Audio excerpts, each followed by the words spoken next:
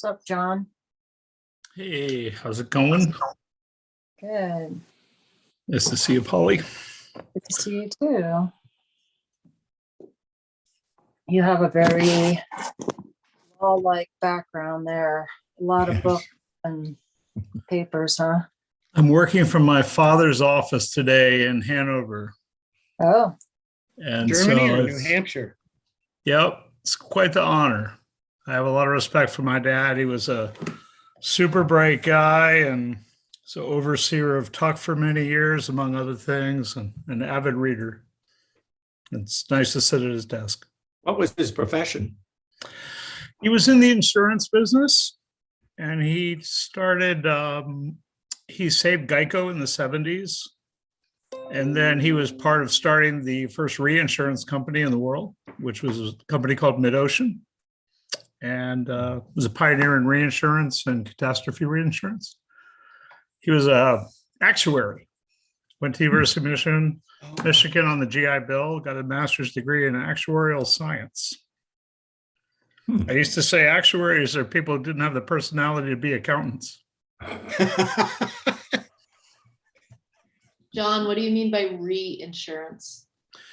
Reinsurance is insurance that big insurance companies go out and get other companies to backstop the primary coverage. So risks that are too big for a single entity to insure. So say like the second flood of the year in Louisiana, maybe Allstate can handle the risk of a single flood event, but they wouldn't be able to handle the risk of a second flood event. And so they sell that liability off to other insurance companies. Would it be appropriate to say this is insurance that insurance companies buy for themselves? Correct. Right. Correct. And he also was accounting and was really big on ethics and truth in accounting. And after he passed away, my brothers and I were given the opportunity to endow an academic chair for him at the Tuck Business School. And it's the Jack Byrne Chair of Finance and International Accounting and Finance. At Tufts, not At why. Did you say it Tufts? Tuck's the business school Yes. at Dartmouth. Oh, I didn't realize that Tufts was the business school. I thought it was a separate school on its own. Yeah. TUCK. Not TUFTS. Right. That is a separate school. Yeah. Okay. But yeah. So I'm just proud to sit at his office and visiting my mother, who's 91. Full of vim and vigor. Had a lot of instruction on room for improvement in my personal life today. We can share that when this is over. Yeah. I'll use a little help. The advice never stops. Reminds me how Going my to get children that probably advice feel. next week. Yes. We never get over being a parent, do we? No. Sticks with us forever. True. Okay, let's see. Do we have all of our council on board? We've got John and Sheridan and Elise. And who am I missing?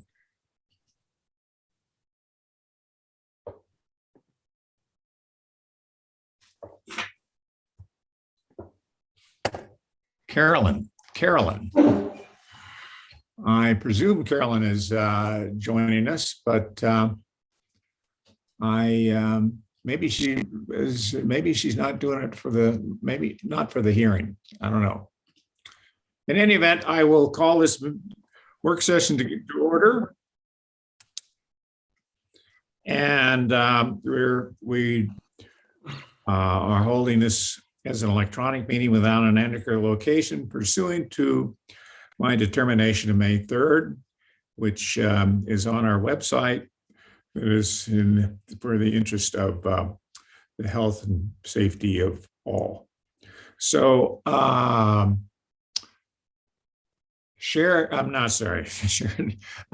is going to lead this discussion on the FY 23 budget. Yes, I'm going to try to do that. I guess I can share my screen. First, I wanted to ask anybody on the council if they had any questions on the budget that I provided in the packet. Okay. I do. I'm sorry, Yes, Piper. It took me Sorry, a second. I wasn't looking at Phase that. in. Yep. Mhm. And on my end, the reception's not awesome. So please jump in if you're not hearing me well, folks. Revenue source. Yeah, I just kind of had some line by line questions, if that's all right. If this is the Yes. appropriate time to go through that. Yes. Great. Revenue source 38. What is that 44.8 thousand? And that was under, sorry, I shouldn't just throw that out there. Give me a second. These are from my notes reading through the entire budget. Piper, you want me to take that one? What, Jen? I didn't know if you wanted me to take that one.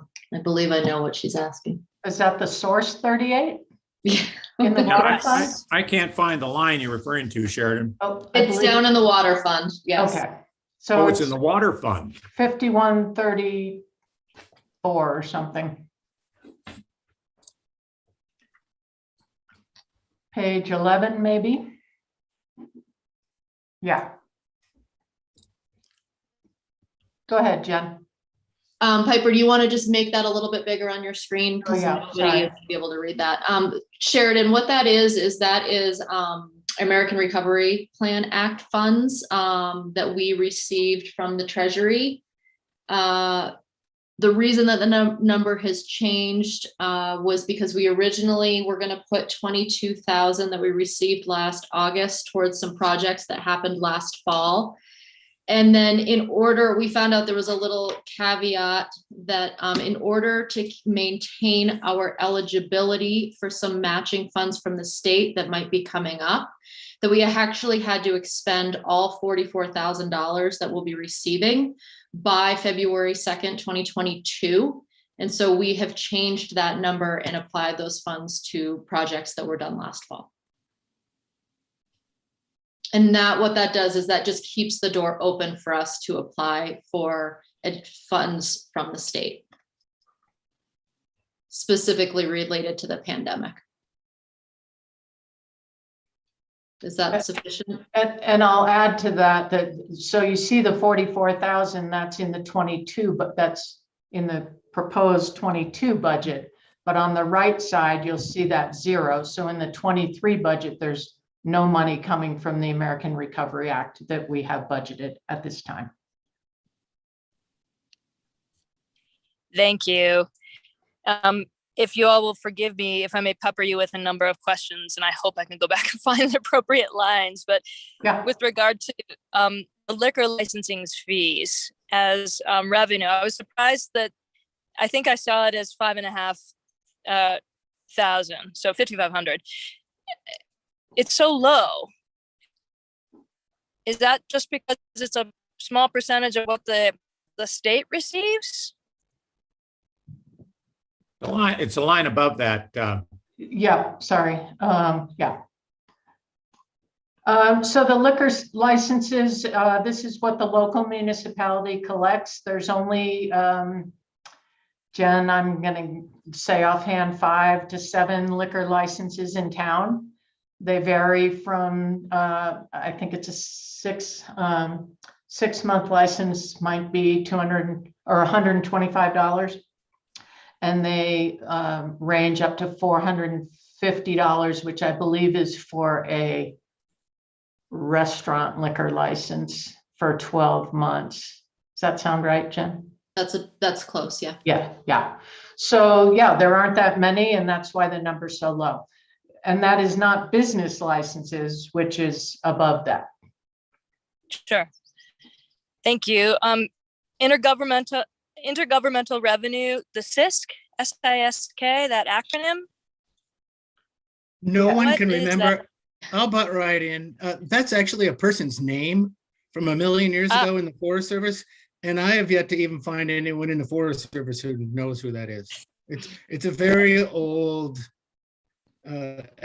somebody's name in the forest, and that's what we get contributions from the forest for our police officers and dispatchers to patrol, like the Albion Basin Campground and forest properties. I think now they call it a law enforcement cooperative agreement. Okay. Thank you. And again, I couldn't make the budget meeting. I apologize. So forgive me for trotting through this swiftly if I can. I'll try and go with the bigger numbers. Court fines, 34,000. What are those fines primarily consisting of? I'll take that one since I'm the Justice Court Clerk. Primarily speeding citations as well as parking citations. And now with the new parking program, the parking citations that are issued are primarily overnight parking violations where someone hasn't parked in a designated space, or they're places along the bypass road or outside of the town's established parking areas. Couple of interlodge violations or skiing in closed areas too. Thank you. Summer program contributions listed at 54,700 plus. I'm just a little surprised. I thought that our summer program contribution levels were quite low. Help me understand that. Is that mainly the town booth? Help me understand that, please. Sorry, summer, we don't really get summer program contributions anymore. Are you looking at a previous year, like 1920? In that first column? I'm not No, sure. I thought, and I thought it was our contributions. So an expenditure. What account number? Well, 1070 Sure. is the summer program. Page 7, Piper. Thank you. I don't, because this is the expense side, I don't see anything on contributions. How much money Sorry. was it? Call that figure at 54,000 plus 54,000, 54.7 is what I have written, 54.7.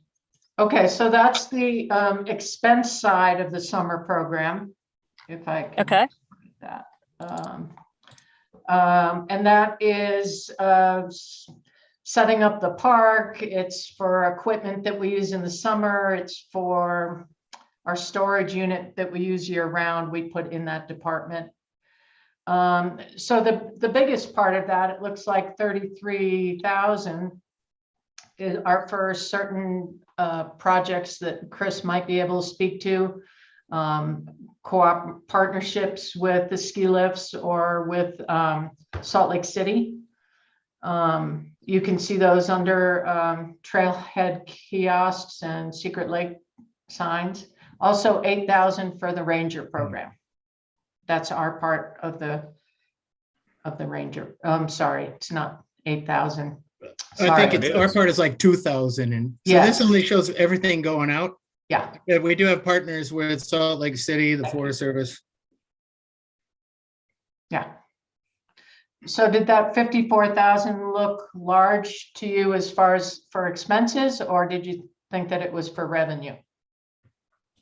No, I thought it was expenses, and that was where my questions, that's where my question lay. Okay, How are we spending that? Relative to our entire budget, very small. I just was curious about what the lion's share of those dollar amounts were going to. yeah, okay. So yeah, about 41,000 of that is partnership with other entities for the Ranger program and for sign projects. Okay. Thank you. And to wrap up some of my other, there's some one-offs, like a contribution from a private source of 4K, which I can ask you about later. It's tiny. No. I'm just curious. No, I can tell you that because that is part of, sorry, because that's part of the Ranger program. That's friend, I believe it's from a Friends of Alta, their contribution and the Alta Skilis contribution, 2,000 each for the Ranger program. Okay, that's really helpful. Thank you.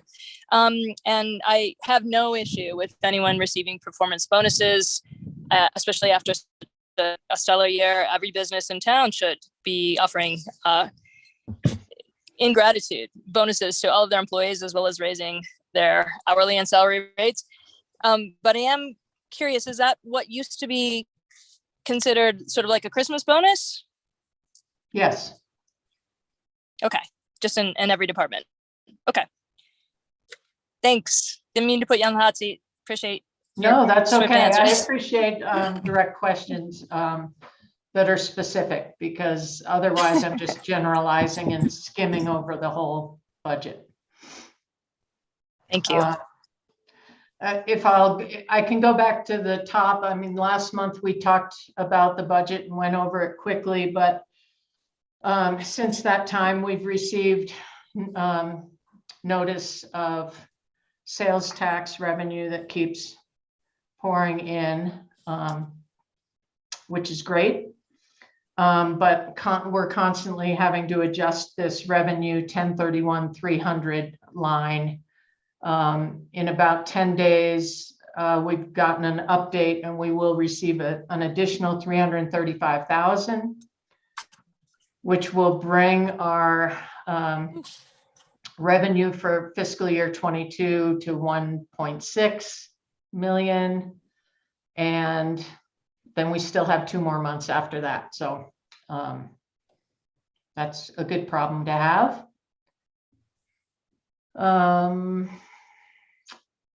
And consequently, this will affect our, oh, I'm sorry. So we talked about last month, I'm sorry to make you dizzy there. We talked about projecting next year's sales tax number, and we talked about using a 3-year average. Because our 22 number has now exceeded what we budgeted for it, I used that number. So we're using 20, 21, and 22's actual numbers, and that will increase our, it will increase our number even further than what you see is 1.353. It's now going to be 1.940 or something. So that's the number that we're projecting for next year's sales tax. Wait a minute, 1.94? How about 1.49? Yeah.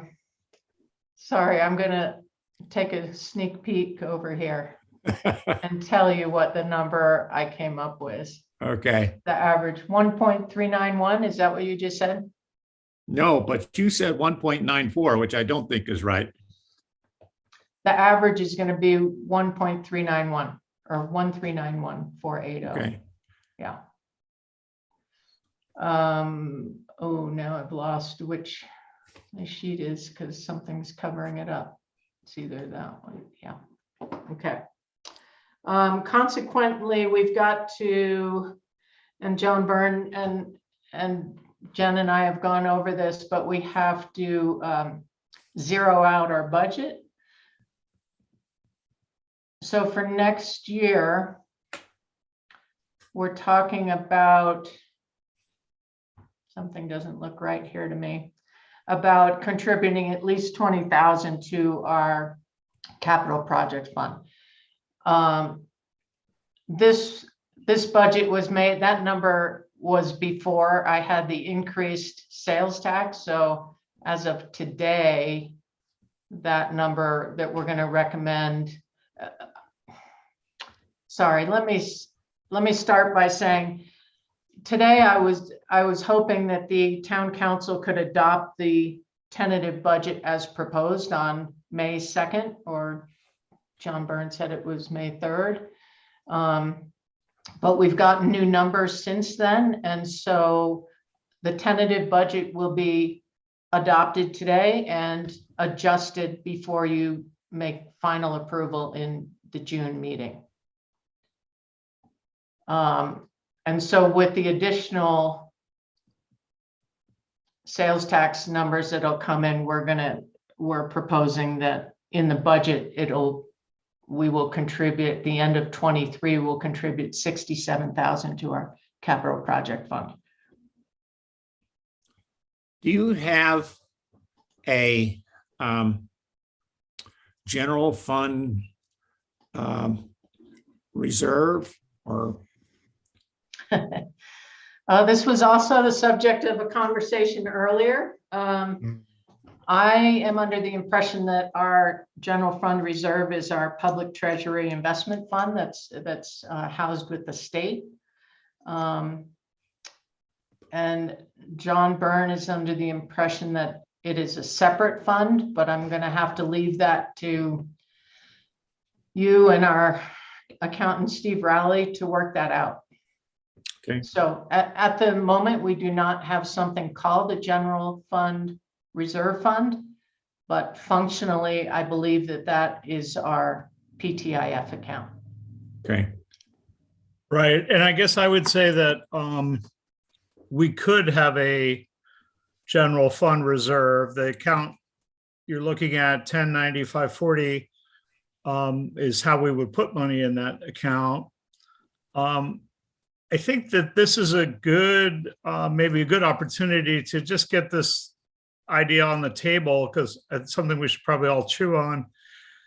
You know, my understanding is that the legislature is now permitting the state auditor, and I'm interested in Polly's opinion on this, is now allowing municipalities to have a general fund reserve.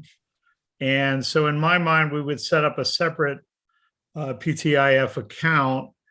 And this budget for 23 looks like it's going to generate, you know, some excess funds, probably going to be some excess funds from 22.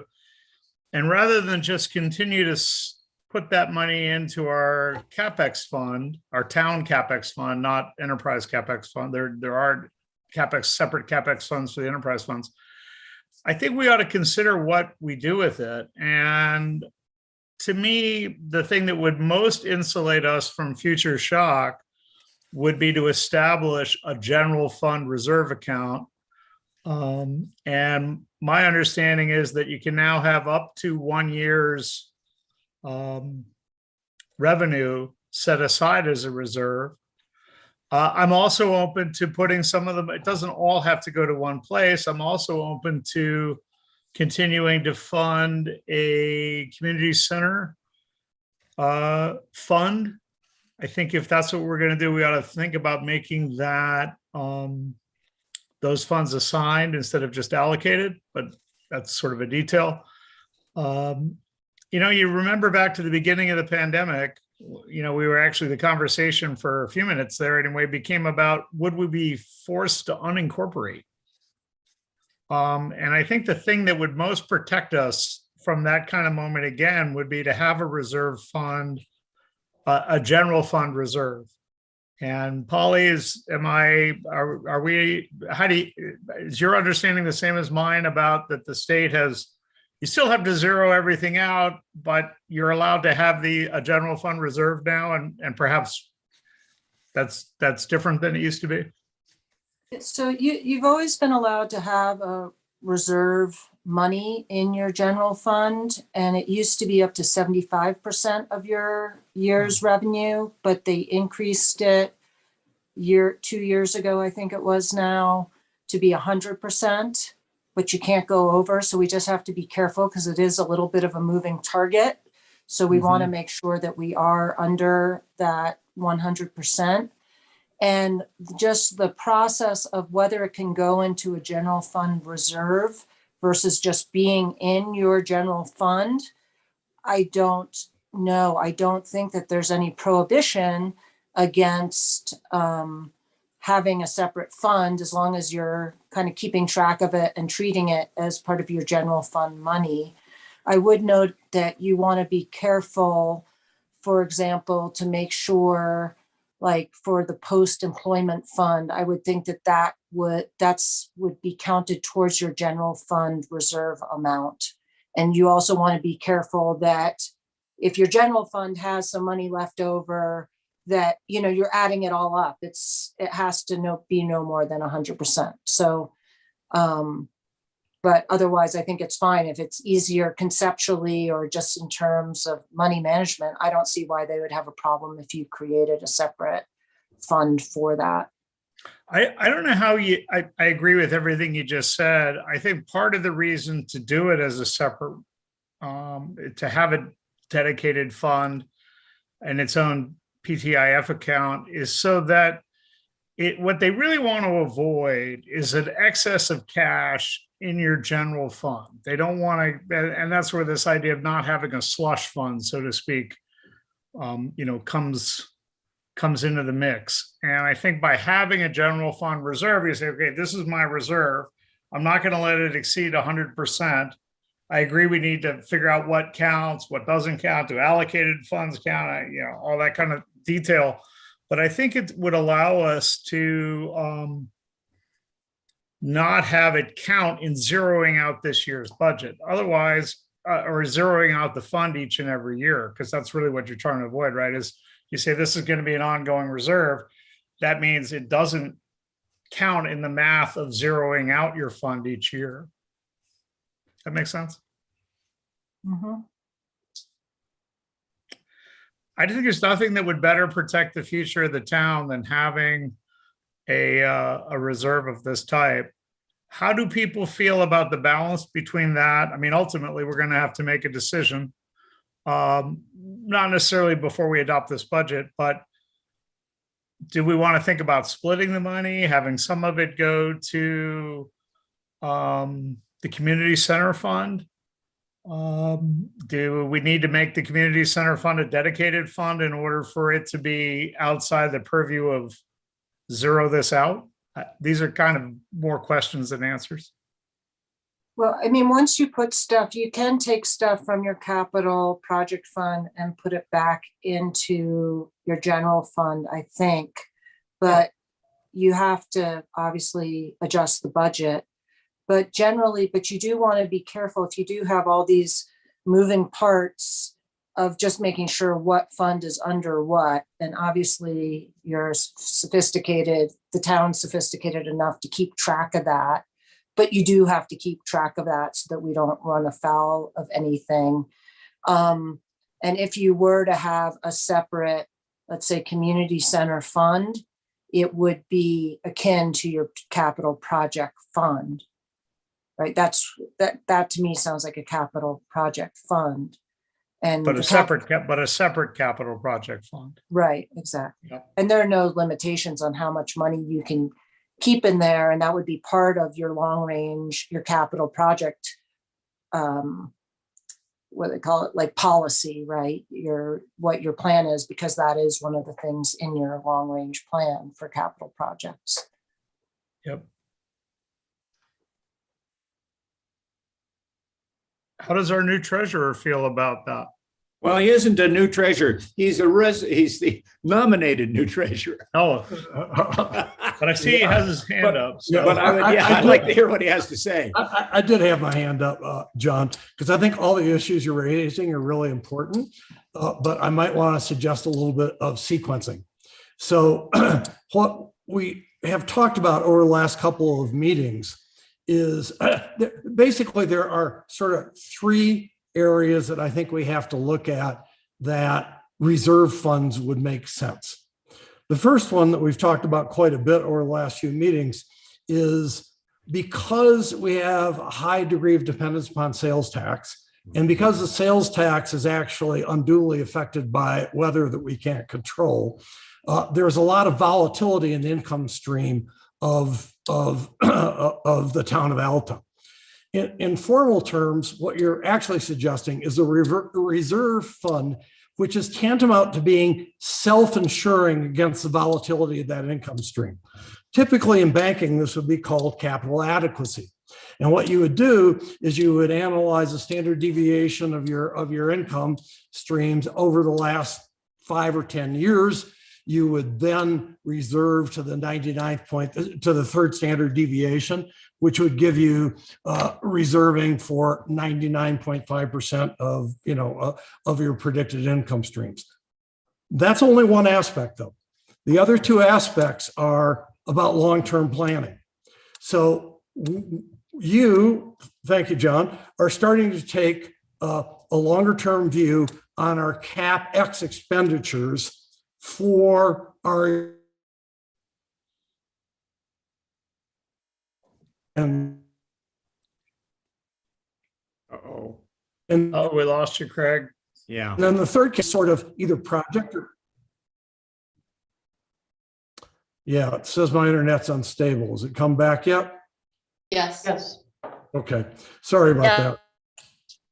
that. The third category is going to be projects or CapEx in the future. So for example, the community center.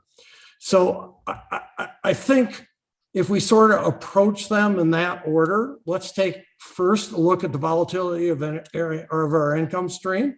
Secondly, let's do the long-term capital planning on the known projects. And then let's do the long-term project and capital spending around the potential, build projects that we want to do. I think we can get that all done before the end of the year. And then we can figure out what it is that we should have. And then we have to look at the regulations and say, all right, how do we fit it into the regulatory structure as they exist? So really, it's a long way of saying, let's figure out what we need to do. And I'm sure once we figure that out, we'll be able to fit it into the existing regulatory structure somehow. I'd agree with all of that. I'd note that today we have no general fund reserve, and we're allowed to have up to 2 million. We're not going to get to 2 million. It's going to take us a while to get to 2 million. I'm not, I think if it took 10 years to get to where we were brushing up against the 100% that Polly referenced, that's fine. This isn't something we're suddenly going to be at 100% reserve status. I think we need to work our way toward there over a 5, 7, 10-year kind of period. So I think there's lots of time to assess and reassess as the process goes on, how much really needs to be in that account. But I, for one, would like to see us start that in 2023. All right. And does that seem reasonable to you, Craig? Roger? Yeah, we're by virtue of the fact that we're now starting to do long-term planning, we're going to need more money. and your point is, yeah, because we know we're going to need more money, let's start it now because it gives us 1 year earlier. I'm thinking in terms of like $200,000 or $300,000 or something like that, not $2 million. That intuitively makes sense to me. I'll go on Okay. the record and say that I think you do have a general fund reserve, and it's the PTIF account. that we're using as an operating account too. But I'm sure this will be clarified by an accountant and by the auditor's office. Now, where is that PTIF account, Piper? It's in the financial statement. It's not here. It's Oh, And how much is in that, Piper? 1.7 million. oh, we're there now. Yeah. Yeah. It's just not marked separately in a separate account, but it's there. And the state watches it to make sure we don't have It's more than 100%. sorry. PTIF general is 1.7 right now. Mhm. This is the time of year when it's the biggest, this month and next month. Yeah, I guess the question though is that, I mean, this is really part of our yearly cash flow and yearly spending. Right. Operating expense, yep. Right. And so I guess I acknowledge that this is in itself a reserve, but we expect this money to get spent each year. And so to me, what we'd be doing is starting a reserve that we would expect not to get spent each year, but to actually be self-insurance against the next Catastrophe. pandemic or the next natural disaster or something like that. Yeah. Sorry, I'm gonna have to run over a little bit because as usual, general fund takes up the majority of the time. The budget that the tentative budget that I'm asking you to adopt today the water fund includes a shortage of 22,000. That has to do with that Recovery Act money that Jen and I are working on with John Byrne to talk about the water fund and how to make it. We're going to have to adjust the water rates in order to save for future projects. And I don't like you to adopt a budget that doesn't balance. And I would propose on this is the only budget within the budget that we've talked about that doesn't balance. We could add this 22,000 to use of our water reserve funds in order to balance this. And you could adopt that. All three budgets then would balance, and then we can you can straighten that out in the June meeting. Or Jen and I can straighten it out maybe before Friday, because we'll know what the water rate. You're essentially moving this 22K into the contributions and transfers. Yes. And that means using our savings in water. We have savings in the water funds. We'll use that amount in order to balance the budget. In reality, you won't have to use our savings because we're going to adjust the rates and this budget so that we won't be using savings from the water fund. We're going to do that in June before you vote, before you adopt a final budget. It's only covering the shortfall of 22,000 at the bottom of the water fund. So it's a modest shortfall, and it's really just to get the thing to balance and get past this process. But it should take care of itself. I think the bigger issue is we were on track. We inherited from the last council, God love them, a plan where we were going to be looking at about a 25% increase this year.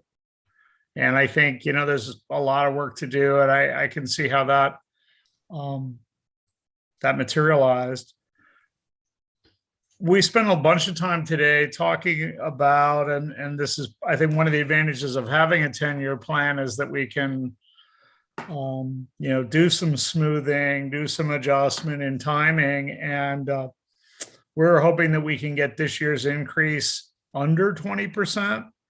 and still be on track to accomplish all of the water fund longer term goals over the next 10 years. And try to keep the annual rate increases under 20% going forward. But the budget that we sort of inherited from the last team was scheduled for a 25% increase this year. Well, from the standpoint of a ratepayer, a 20% increase beats a 25% increase. So. Yeah, I think it's more tolerable. I think it'd be better to have a 15% increase every year, get all the work done, and not have the sticker shock of a 25% increase. Right. But it's only 10% better. Do we have any more discussions on the this budget session, this work session? Nothing from John. He's shaking his head. How about you, Craig?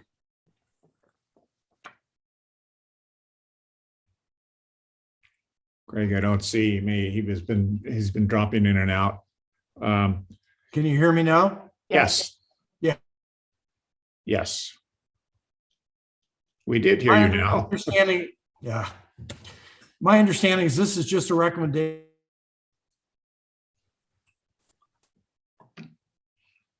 Actual adoption. Yeah. Actual adoption is next month. Adoption of a tentative budget is today. Oh, it Correct. is. Yeah, you Okay. have to adopt the tentative budget today, and next month you adopt the final budget. All right. And then in the next 30 days, you're inviting comments and questions from the public so that they have, you want to adopt a tentative budget so they have something to question you on. I see. And Okay. staff and council have the opportunity to make changes. Okay. I guess I do have one other comment or a thing I think we should note just so it makes the minutes. We are assuming that we start the meter project.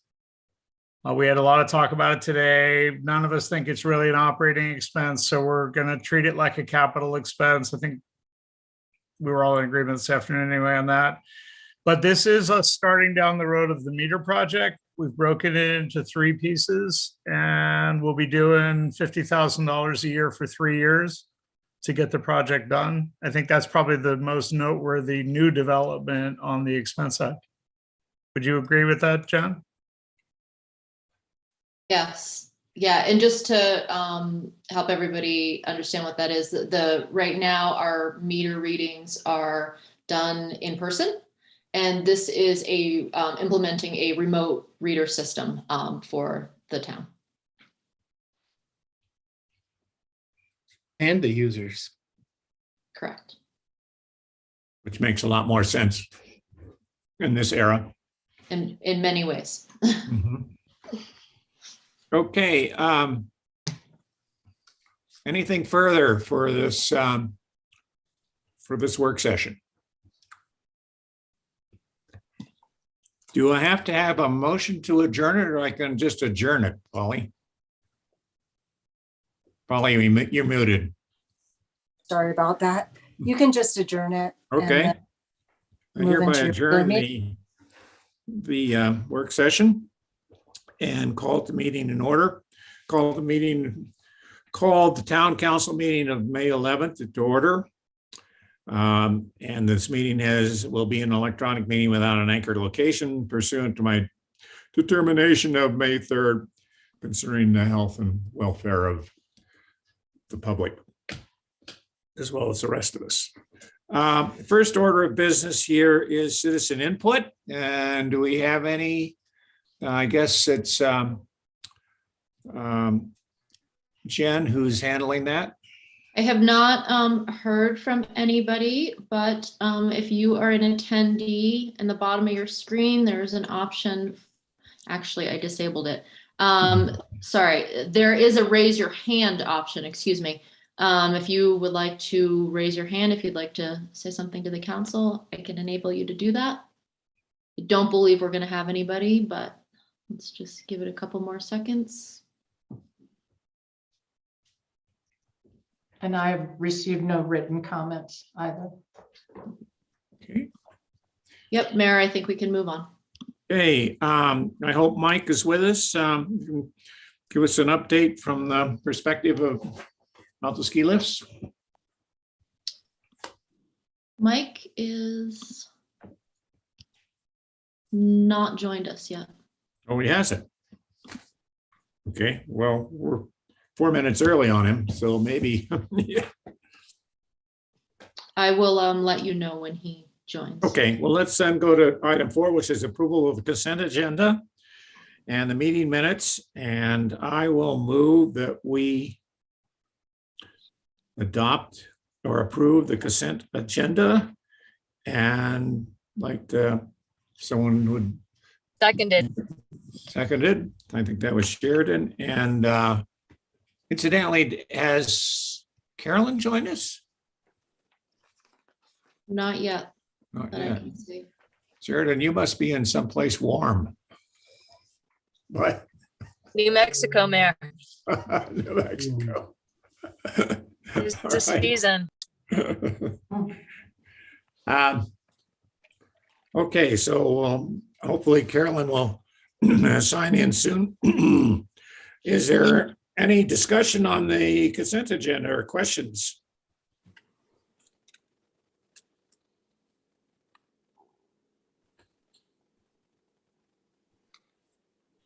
Good. Actually, I had a couple of questions, if I may. Go. So I was so pleased to have Galen Bunyan and Shelley join us. I was curious about her lobbyist activities. So who is her liaison with the town? Just out of curiosity, who sits down with her and says, "Hey, this is our agenda, and here's what you want to do on our behalf"?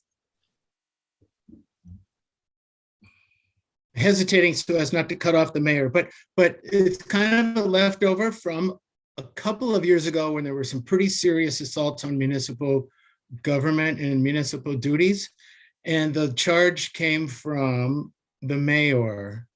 And now it's not as formal as it could be, but it's the mayor, me, Polly, and Shelley and Mike, Chris, Jen, basically everybody. She tells us, she says, should I be looking for this? What should I be looking for? And so we kind of heard her a little bit. And we just monitor it on a kind of a daily basis when Yeah. she's down there. And she I is down there. I've started to cut my own self off. She's down there and she's looking at other municipalities and helping other municipalities as well. So she's pretty tied in. If she sees something that she thinks might affect us, she will ask. I mean, she doesn't just go off and do stuff. If she sees a bill that looks like it's going to be adversely affecting us, she'll say, okay, this just popped up while I was down here. Do you want me to look into it? And we'll say yes or no. Yeah, I find the term lobbyist a little, in my lexicon, misleading. I think of her more as a guardian. Bingo, watchdog. She's our watchdog. At the Watchdog, there you legislature. go. Watchdog to keep us alert when there's some threat approaching, which to date we have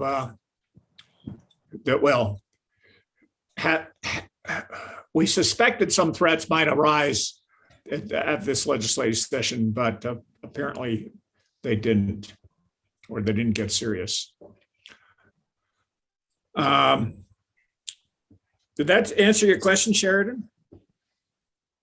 It did. Thank you. My reception is a little poor, but I think I caught most of that. Thank you. Okay. All right. Any other questions on the department, on the consent agenda? And I've forgotten, do we have to take a, do we have to have, I guess I have moved that we adopt it. Do we have to have a second and then, You need a vote to adopt it. okay, anybody want to second that? Second. John did. I'll second it. He held up his hand. All in favor of adopting the consent agenda, please say aye or raise your hand. Aye. Aye. Aye. Any opposed? Consent agenda is adopted. Carolyn, I'm glad you're with us. And the screens are sometimes weird. Well, the screens are sometimes weird, but Mayor Carolyn is here. I know you were looking for her. Yeah, good. And I was going to ask Carolyn, Councilwoman Ansel. can I Thanks, just John. refer to her as Carolyn without any offense? Yeah, you're the mayor. You can do whatever you want. And I am definitely Carolyn. That's how I prefer to be called. So that's good. Good. Carolyn, can you give us an update on what the COVID situation is, which is no longer a pandemic, but an endemic? And I don't understand what that term actually very well. And what we should be doing to keep ourselves and our surroundings safe. You know, I think it's crazy, Roger. I'm sure you may have seen that the EU just dropped the mask requirement for travel. I think Uh-huh. just today, which is fascinating. And as you and I discussed the other day, sir, I think that Alta Lifts has done an outstanding job, as well as Alta Community. And I think that things have sadly moved to sort of, or not really sadly, but I think moved to an individual response where I think that it's vaccines and boosters are readily accessible. So it's up to yourself to protect yourself. And if you choose to wear a mask, I think you should choose to wear a mask. But I think things have shifted tremendously since January of this year. And, COVID numbers still continue to rise despite lower testing, but we have many days in our local hospitals where there are no patients with COVID in the hospitals, which has continued to change and I think been a really great thing. Anything else you wanted me to address, sir, Mayor? Madam,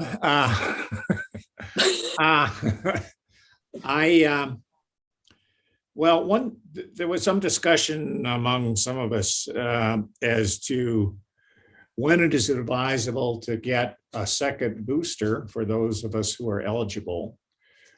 Should we wait until we're more exposed, like when the season starts, or should we just do it now? I think the literature suggests, or the experience suggests, that you should get boosted as soon as you are eligible. I think that it's a game to play, to wait. I do think that, the vaccines are still fairly new and we don't really understand what's going to happen. Is it a vaccine that we're going to have to get every couple of months? Are they going to change the vaccine? Is it something that, is going to be able to become seasonal with some of the variations in flu? I don't really know. From a personal perspective, both my physician husband and myself were boosted as soon as we were eligible. I think every physician I know was boosted as soon as they were eligible to be boosted. So. Okay. But that's a great question, Roger, because I do think that, or Mayor, I do think that there are some. Come on. Hey, if you're going to give me the doctor thing, I do think there are some people who, think that there's a game to be played. But I think that truly, we do know that your immunity wanes. And so when you're exposed to someone with COVID, because the mass restrictions have gone down, you're going to wish that you had that booster. So don't play a game. Got it. Any questions on this topic to our local expert?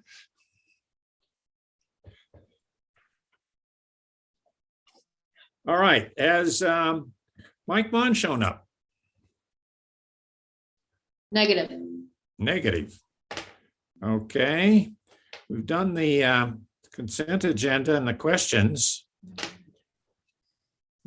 Were there any questions regarding the departmental reports that anyone would like to get better understanding of?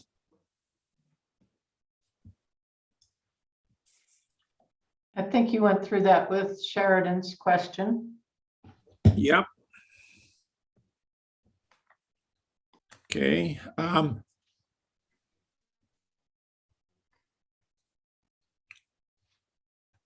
Let's see. Next item is discussion and possible action on the appointment. I'm sorry, next item is the mayor's report. It'd be better if I read our agenda.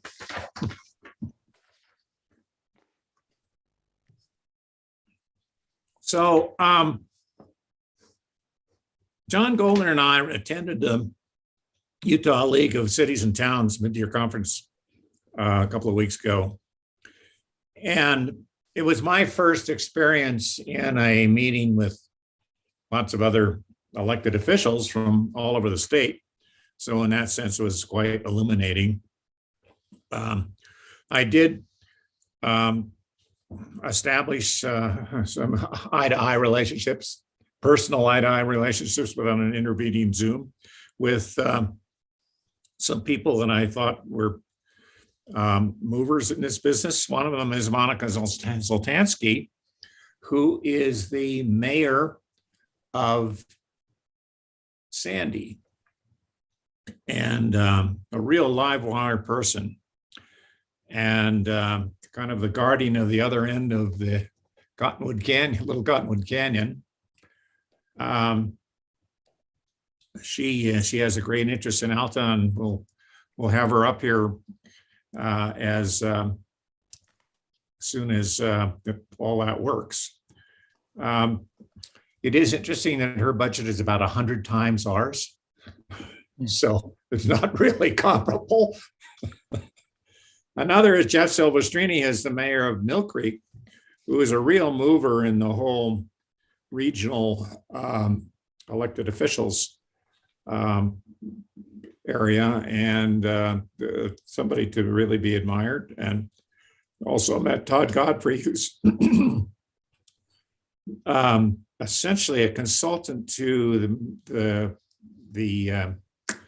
league in the area of law. There was lots of discussion, and I would call it distress, about growth. There is a recognition now that all of this promotion of Utah is a great place to come and move, and here, come ye, come all. We really can't support all that.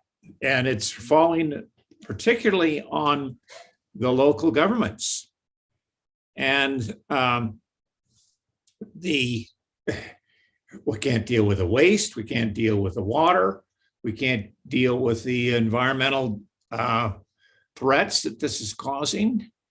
And nobody knows how to turn the spigot off after cranking the spigot in the other direction for years, really. But it's got a lot of people very concerned. As we traveled in the vicinity of St. George, it was fascinating to see the number of new housing tracts that are springing up all over the place, just row after row of housing. I recall in the 60s when I would come here, and coming from Southern California, and people would say, "Oh my gosh, what a terrible place you're coming from, all these ticky-tacky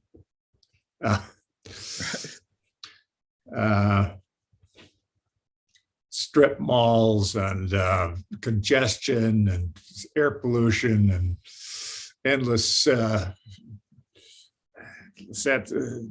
tracts of housing." Yes, Utah, you've caught up. There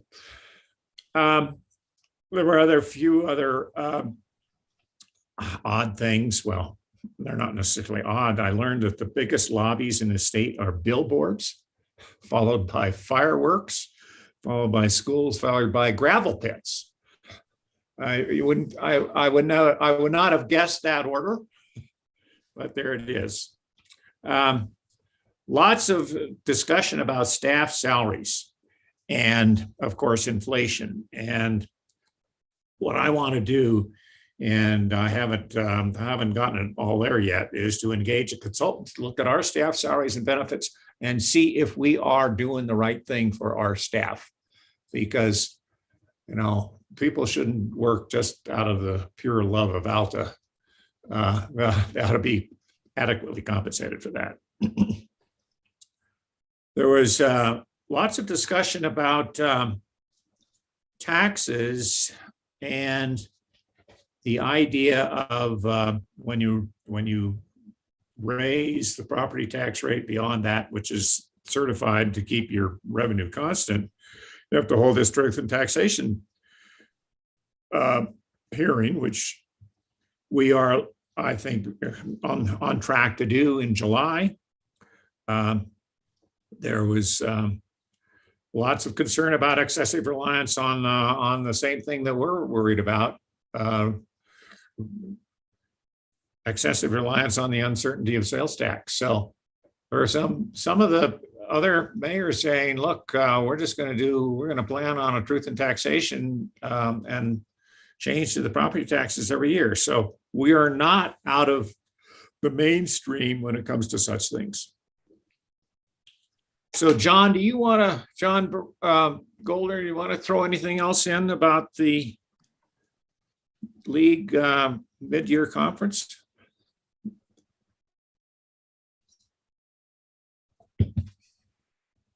Hello, John Goldner.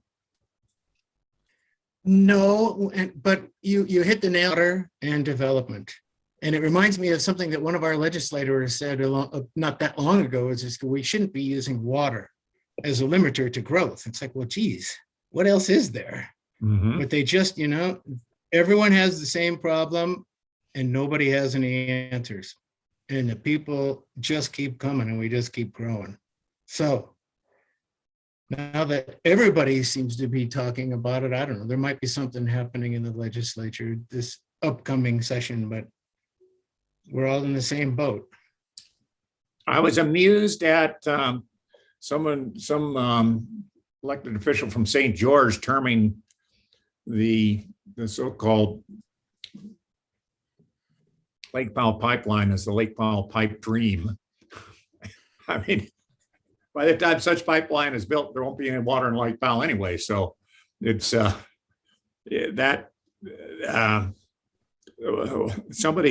some people are coming to grips with the fact that we really don't have enough water to support endless growth in the population.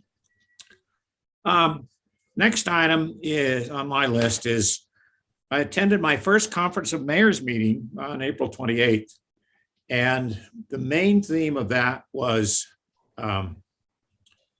the homeless and building an overflow facility for capturing our homeless, which for the most part are not in our town.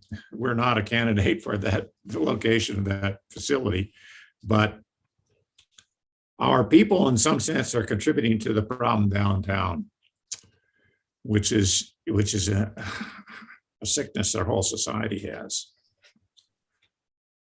Next item is that the Forest Service Forest Supervisor, Dave Whittekind, has issued a finding of no significant impact on the widening, paving, and plowing of the summer road for the first 800 feet for access to the Patsy Marley property.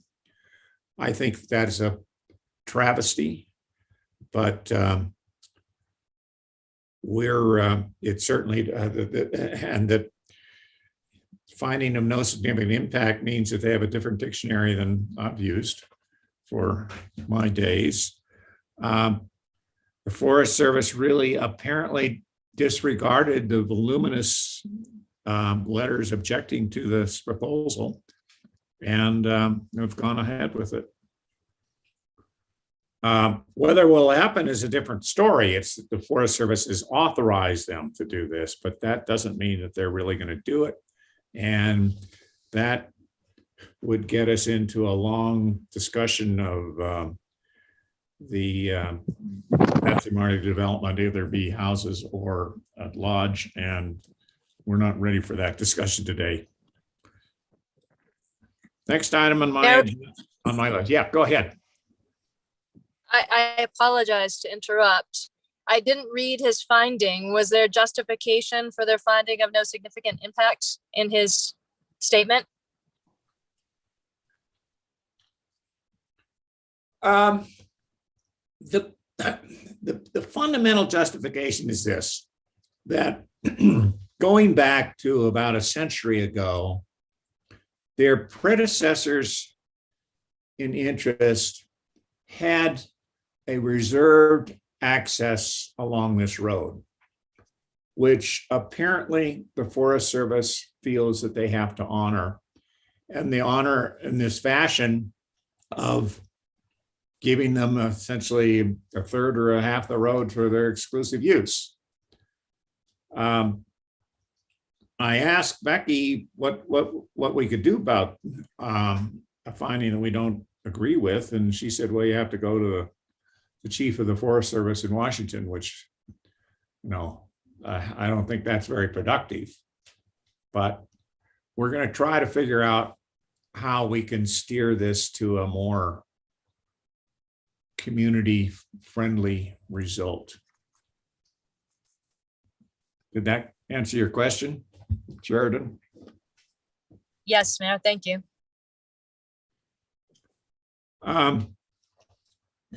We had our annual dog drawing and the 3 lucky winners. I was not one of them. Jan, do you recall who got dog licenses? Yes, we had 2 Class A licenses that went to Sarah Hunt and John Byrne. And then we had 1 Class B license that went to Doug North.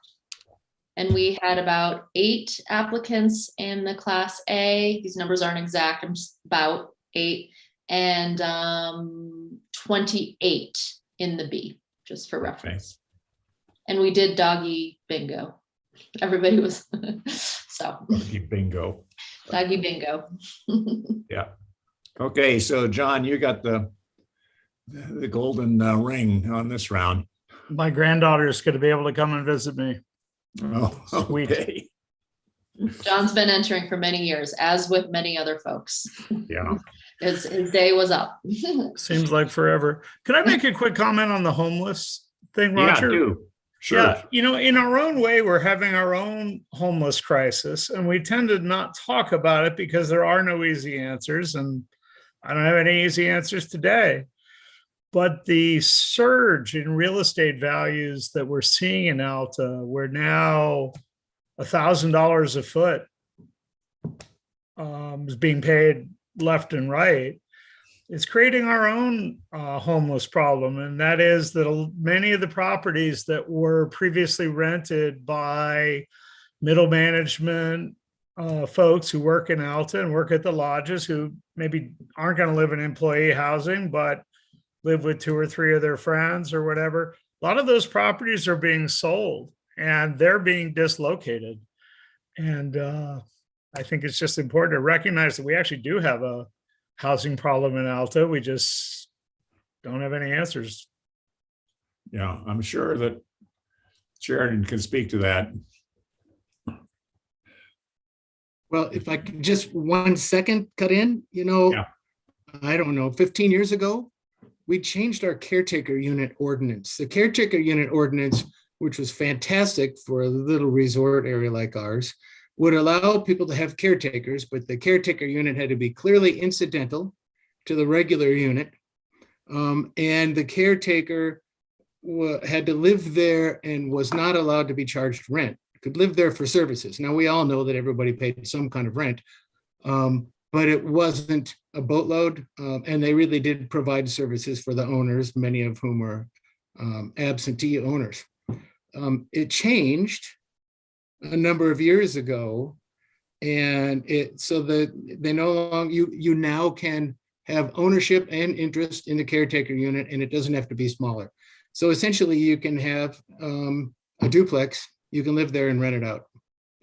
Hmm. So I don't know, maybe we could start thinking about looking at amending the caretaker ordinance again. But it's hard to go backwards if people have built things in a different manner. Well, and then does that also impact without diving into the Patsy Barley development fully, isn't the code that, is it for every 4 or 5 hotel rooms, you have to have an employee housing unit? I think it might even, I mean, for additions, I get them mixed up. You have to have 1 parking spot for every additional 8 rooms and 1 employee housing spot, not a whole unit, for every 4 rooms or 5 rooms. I can't remember, but yes, there is on-site housing required, on-site employee housing required for any commercial use. And when it's a double edge, because when you require employee housing, you also have to provide parking. Well, maybe there'll be some answer there in the future. Hopefully. I'm glad we're talking about it, and not to go too deep down this rabbit hole, and thanks to everyone who's bringing it up. I'm just curious though, without naming a specific business name, but it seems like there is a lodge that does not have 1 employee unit for every 4 rooms. And so I'm a little curious about. And I think it might be, I can't remember now if it's a 1 in 5 or 1 in 8. But I can assure, if anything that was recently built, it was in the plans. Now, what people do after those plans are built out, it's a different story, but. Well, for instance, the only recent build here is really a Snow Pine. So last time we talked about this, John, you said it was 1 caretaker facility for 5 rooms. So does that mean that within their plans had that, but if they then elect to do something other than that with those 1 in 5, must they use them for employee housing, or must they just plan for the use? Well, no, they've got to build them and use them for employee housing. They can't put them in a rental pool for commercial rentals. But how we know that, I mean, that's really difficult. And it's not 1 unit. I mean, it can be a dorm room. Okay. You have to have so many square feet for a person to live in a dorm. But it can be a dorm room. So it's just 1 place for someone to sleep per X number of rooms. And again, I don't have the code right in front of me, but if you're building a brand new hotel from scratch, it's a lot more employee housing and a lot more parking. But if you're just kind of amending and adding on to an existing hotel, the requirements are less stringent. Mm-hmm. But in the case of the Snow Pine, yeah, that was one of the things we talked about up front. They had to add additional employee housing spots and additional cars for the employees. And they did it on the plans and they met the requirements. Well, and John, I would just like to say, I mean, it's not that the town just turns a blind eye. If we require it in our code, then we can enforce to make sure that people aren't converting them to some other use. Obviously, that employee housing is important. And so you and I can talk offline, but maybe there's some way to request an inventory, whatever, to make sure that the code that we have, that if people were required to comply with it at the time it was built, that we continue to make sure that they comply. Right. And I didn't mean to say that we were turning a blind eye. And this is the first I've heard of anything like that in Sheridan. But yeah, we make everybody do this up front. But if something changes, it's often difficult, unless somebody says something, to go in and recheck.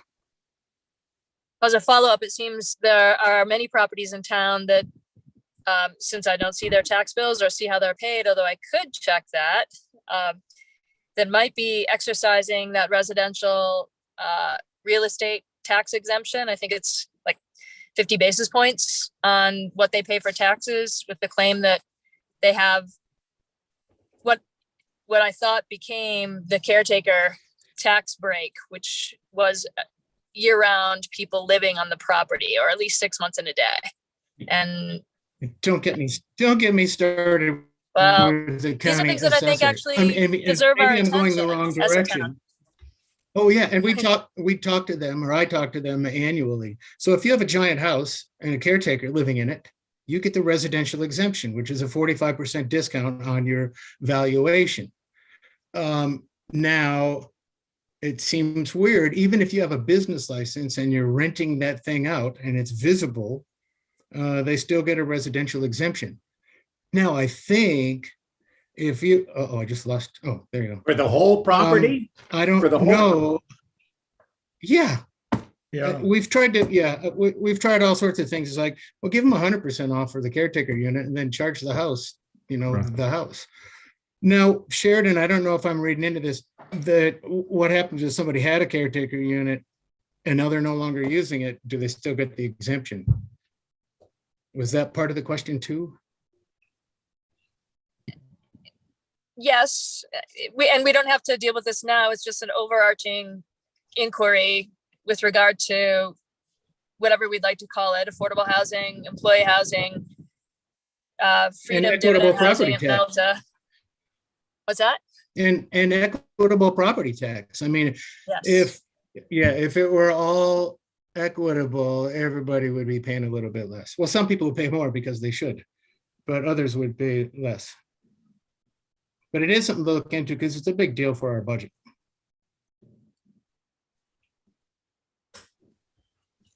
Okay. To continue, It looks like Mike Maury has his hand raised. I don't know if you noticed that.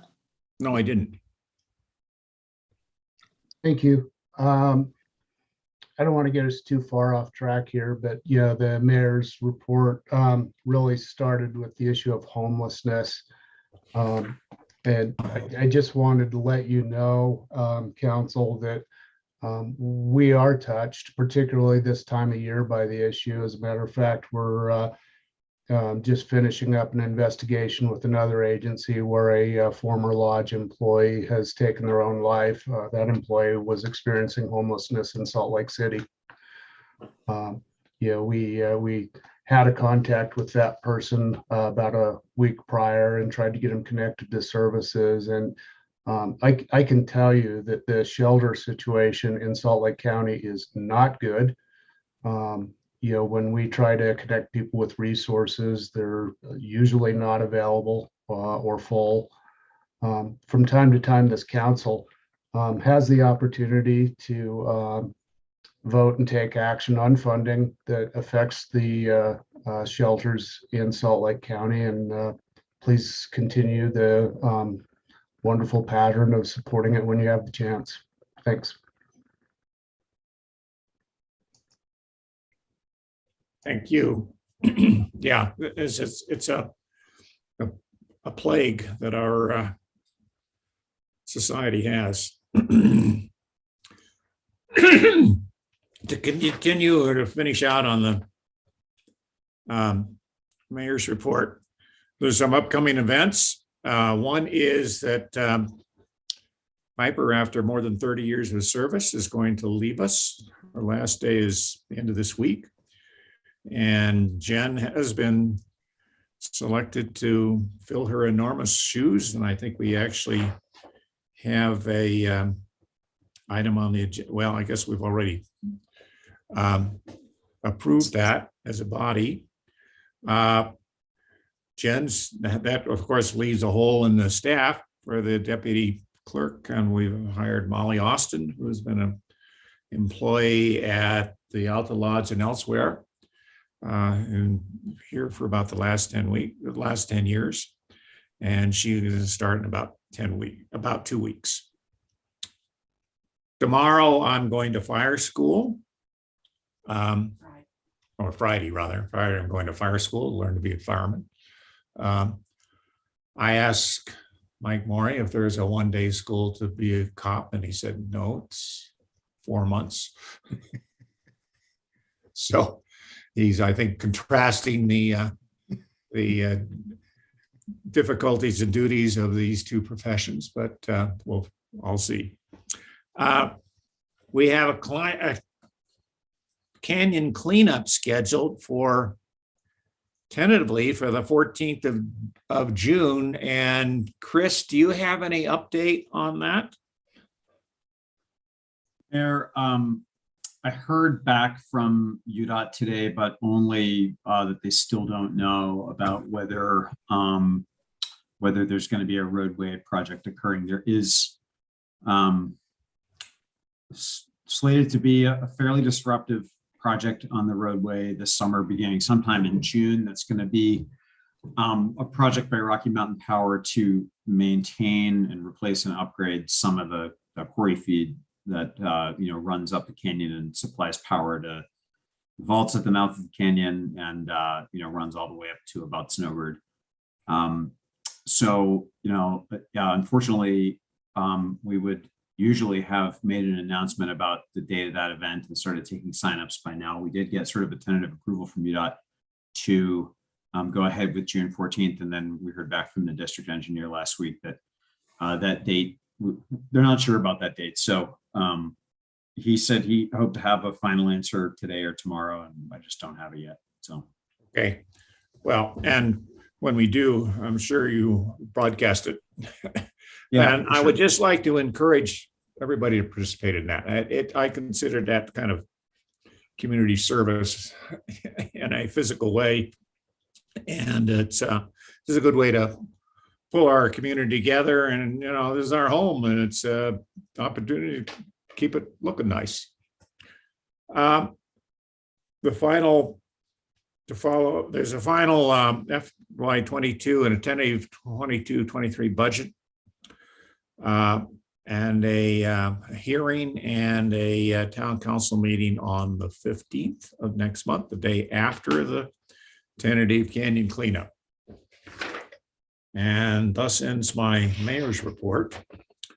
So the next item is a discussion of possible action on the appointment of the treasurer, for whom I have nominated Craig Highmark. I want to say that for a number of years in our town, we had a treasurer who was not a member of the staff, was an external person. And that we lost that person, and the job of treasurer got dumped into John Goldner's already overfilled lap. And so what I'm proposing here is that we appoint Craig Highmark as our treasurer, or that you concur in the appointment of Craig Highmark as their treasurer. And at the same time, create the position of deputy treasurer of John Goldner, who will then have authority to take actions on things like signing checks. And so per the discussion that we had at the previous meeting, we need to, on roughly 2-year intervals, reappoint or appoint our town administrator on our town marshal to conform with our ordinances. So I am going to ask to take action on resolution 2022-R-9 to appoint our treasurer, Craig Highmark, our deputy treasurer, John Goldner, our town administrator, John Goldner, and our town marshal, Mike Morey. And I will open this for discussion.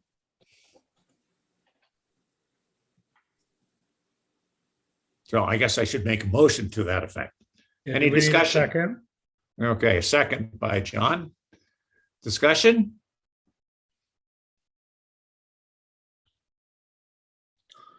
I guess I'll throw something out that I think there's a lot of financial work to do and a lot of opportunity to improve our long-term financial planning. And it's going to be greatly supported by Craig, assuming the role of treasurer and really being, not just another set of hands, but a very knowledgeable set of hands that's going to be able to help plow the field and move us forward with respect to financial planning. So I'm supportive of Craig signing on for what's surely going to be an enormous amount of work. That's, I tried to make that pitch a little more attractive than you just did, but Carolyn, did you want to say something? Yeah, I was just going to add that I thank you very much for vetting somebody so well suited for the position, Roger. Great job. And I'm glad that we have a member of our community that's going to work enthusiastically. And I do think we have a lot of budget issues coming up. So I just wanted to say great job, Roger. Thanks.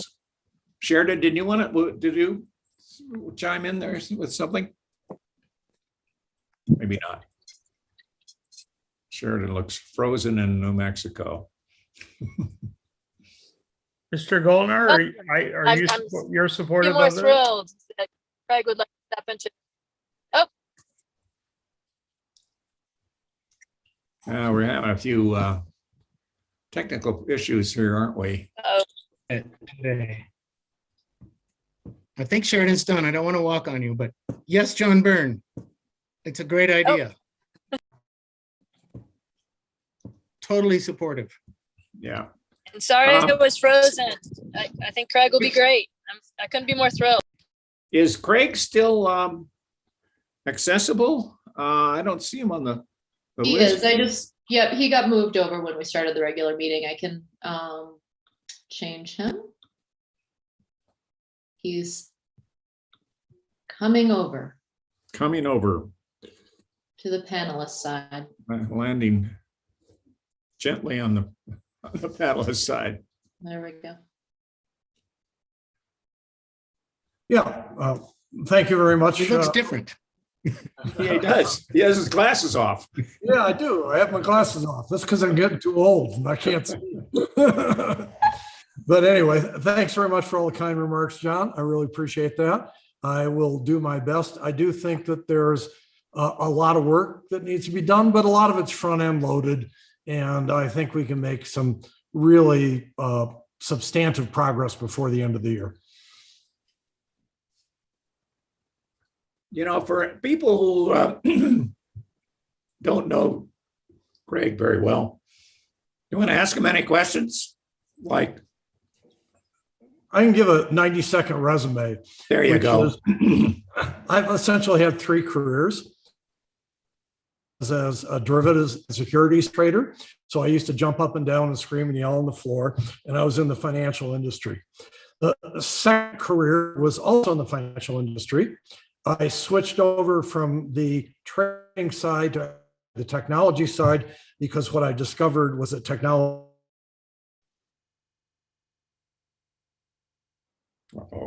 Information officer for what's now UBS. I then retired from banking and I went into what I call mentor capital. So that's a lot like venture capital, except in venture capital, you use other people's money. And in mentor capital, you use your own. And because I'm a cheap son of a gun, I don't invest without taking a fairly active adjunct management role. So I've been doing that for about the last 20 years. During that time frame, I've also been a member of the supervisory board of Deutsche Börse, which is the largest stock exchange in Europe and is about a $26 billion company. So I did that for about 15 years. I also have been the executive chairman of a public company, small public company, public in Canada.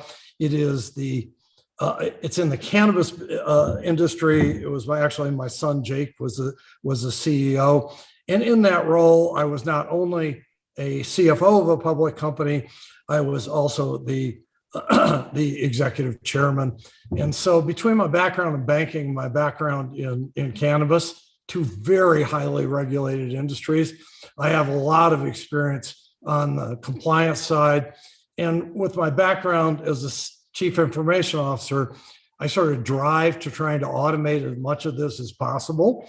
And there have been some really remarkable strides in that regard over the last few years. So I guess that was my 120-second bio.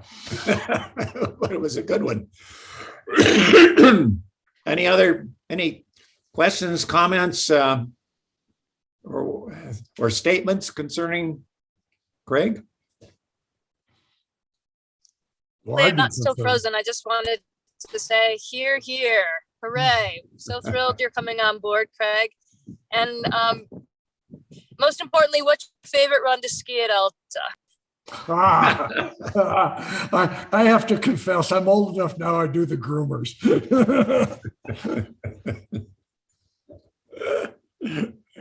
Okay, we have a motion on the table to appoint the treasurer, the deputy treasurer, the town administrator, and the town marshal. If there's no further discussion, I would like to call the question. All in favor of these 4 appointments, raise your hand or say aye. Aye. Aye. Aye. Any opposed? Okay, good. There are, let's see, the next item has to do with the, Excuse me, Mayor. yeah, go ahead. I'm sorry to interrupt, Go ahead. Council. We've been doing some offline discussion about the draft minutes that were in the consent agenda and the version that got put in that consent agenda. I'm going to ask that we amend that.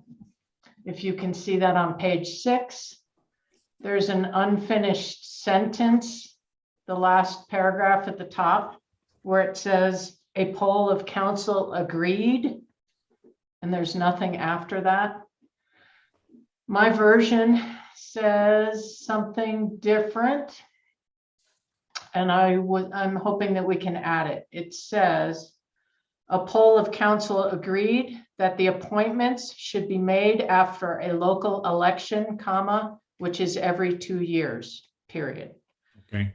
This is important because Polly made a suggestion for changing the timing of the appointments in the previous sentence, and then it said in the version that you got that a poll of council agreed. They actually did not agree with that suggestion and wanted to make sure that the ordinance stayed the way it was. Got it. Okay. So you're basically changing this item in the consent agenda to reflect what actually happened.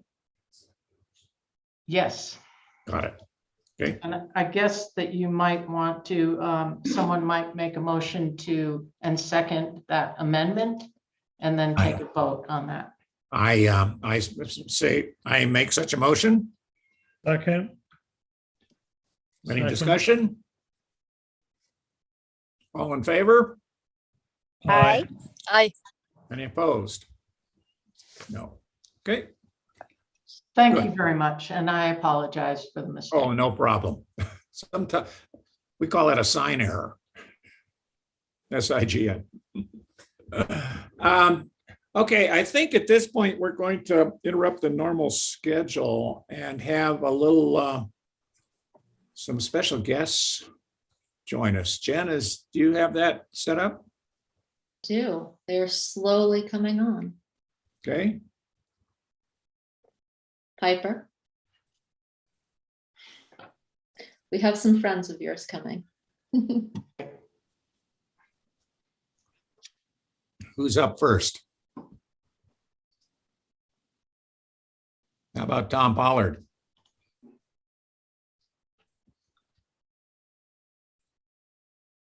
Hello, Tom. You're muted if you're with us.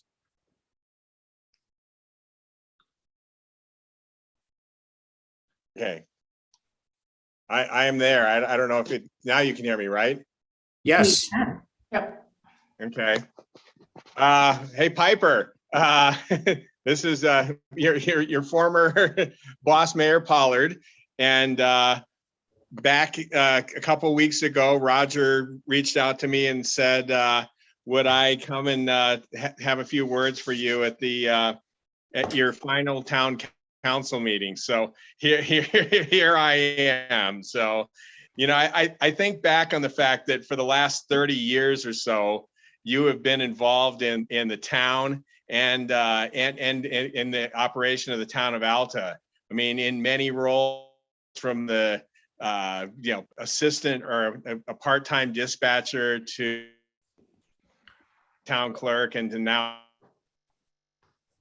I think about the time when I was mayor, and I think the presence that you always had there as kind of a strong voice of reason.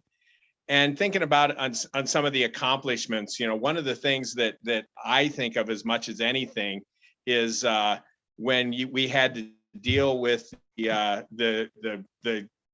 requirements that were coming down for the court up in Alta, and how you made all the necessary arrangements and modifications to work within the parameters that we had to make sure and keep our justice court certified, under the state of Utah, and keep us as the highest court in the state. So I commend you for doing that. I mean, that was no easy feat, and you did it, with great style and made it happen. And that was a great achievement. I was thinking back, maybe even on a personal level, when I was a younger man, I used to play a lot of volleyball with Bruce, your husband. And I'm thinking back as we would always get together and start looking at teams and things like that. And from time to time, we played a lot of co-ed volleyball. And, it was always, Bruce always, wanted to include Piper Remington in the Piper Lever in the on the teammates. And, I think back in those days, I mean, Bruce had the foresight to know what a great teammate you would be and what a great partner you would be going forward. So hats off to Bruce for recognizing good people as they come on and making sure that they stay involved in our lives and our community. One of the things that I think as the community moves forward, I think that the watershed community and the animal control community could be at a loss as we move forward, because I think the retirement of what we would call the dog czar is going to have an impact on these as we move forward. Never forget all the times you busted my chops when I would want to issue a temporary dog license and I questioned pretty much everyone that I did. So I thank you for your diligence and moving forward. But more than anything, I think that I think what needs to be said is that you and all your involvement in the community, whether it was with ACE or whatever that you've done, you are one of the people that makes Alta the special place that it is, and we're fortunate to have you in the community. And I have to say I'm a little bit jealous, because I would like somebody to be telling me today on my day that I'm going to be retiring real soon. And so I'm a little jealous that you get to do it first, and hopefully you'll get to a lot more time to play golf. So thank you for everything that you've done, and we appreciate you, and good luck. Thank you, Tom. Do we have Kate available? We do. Can you hear me? Yes, we can. Hi. Well, I've got a little 13-month-old sitting in my lap. So if you hear some, I don't know what happened to my video, Piper, but I'm here and I wish I were there. Jasper sitting in my lap, Greg, Scott, Jane, and Jenna and Jack are out, and we all wish you the very best. But I just wanted to let you know that in all the years that we worked together, we always had each other's backs. I could count on you to bring to the table your thoughts, ideas, and opinions. Those daily lunchroom discussions and those long walks often resulted in the best solutions to some of the town's pressing problems.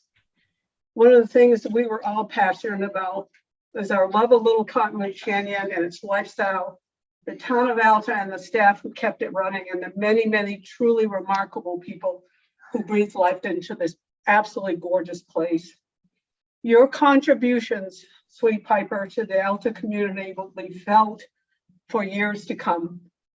And not only as what you contributed as an employee of the town of Alta, but the hundreds of hours that you contributed to ACE and all the programs they sponsored. I was always in awe of your ability to connect to the members of the Canyon community. You touched so many people's lives, and that imprint is etched in Alta's history. It is without a doubt, Piper, one of the greatest days you'll ever experience. I know I've been through that, and I reluctantly left the town of Alta, but I never looked back, and I've enjoyed every last minute of my retirement. I hope you, Bruce, and your children, your extended family, and your many, many friends just enjoy the hell out of retirement. It's a lot of fun. And I hope to see you guys up here in the Northwest real soon. Greg, Jenna, Jack, Jasper, Jane, myself, we love you lots and wish you all the best. Thank you, Kate. Yeah. I think John Golder had something to say too. Oh. I don't know what you guys are all talking about. I don't have anything to say. Actually, what I'm saying is I'm in complete denial. It's like I cannot conceive of going to work without Piper behind the desk. It's weird. And I got to say also that she's always behind the desk before I get there. She's always been one of the touchstones, like Katie said, of Alta. And you know, Alta, I've been quoted as saying this in the past. Alta's a pretty weird place. It oddly seems to exist somehow on the thin strand of really excellent people. Well, Piper is one of those people, but her strand isn't thin. It's more like a climbing rope. So I have no idea what we're going to do moving forward. She's going to leave a very large hole. And Jen and Chris will help you with filling that hole, but it's not going to be easy. When Piper took over from Kate after only 42 years, Katie, 40, who knows? It looked seamless on the outside, but it wasn't. I was on the inside, and Piper worked so hard. And when she took over, and I can't tell you the amount of emails at 7 and 8 o'clock on Friday night before council meetings, before budget discussions, Saturday, Sunday. It's like, who would want this job? Again, sorry, Jen, you're next. But no, she made it seamless because she's been a dedicated employee for the town of Alta for 32 years. And just, I mean, it's mind-boggling that it's just all of a sudden gone. And more, you know, on a personal note, she's been dedicated. She's been a great friend, a great workmate. She's been like my confidant, proofreader, teacher, and sometimes disciplinarian. And I don't know who's going to do that now, but it's going to leave a big hole for us to try to fill. So you can come back whenever you want. But you know what? You've done an incredible job. We're going to miss you like crazy. It'll be so strange for the next little while, but you've earned it. So go have some fun. Thank you, John. Mike Morey.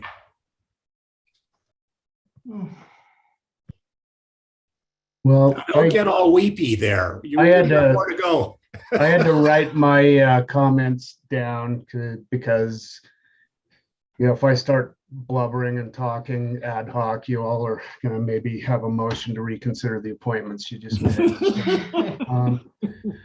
Let me start by saying that Piper doesn't take praise or compliments from me well, and as a matter of fact, has kicked me out of her office multiple times for trying to say something nice about her. So Jen, if I could get you to forcibly mute her while I,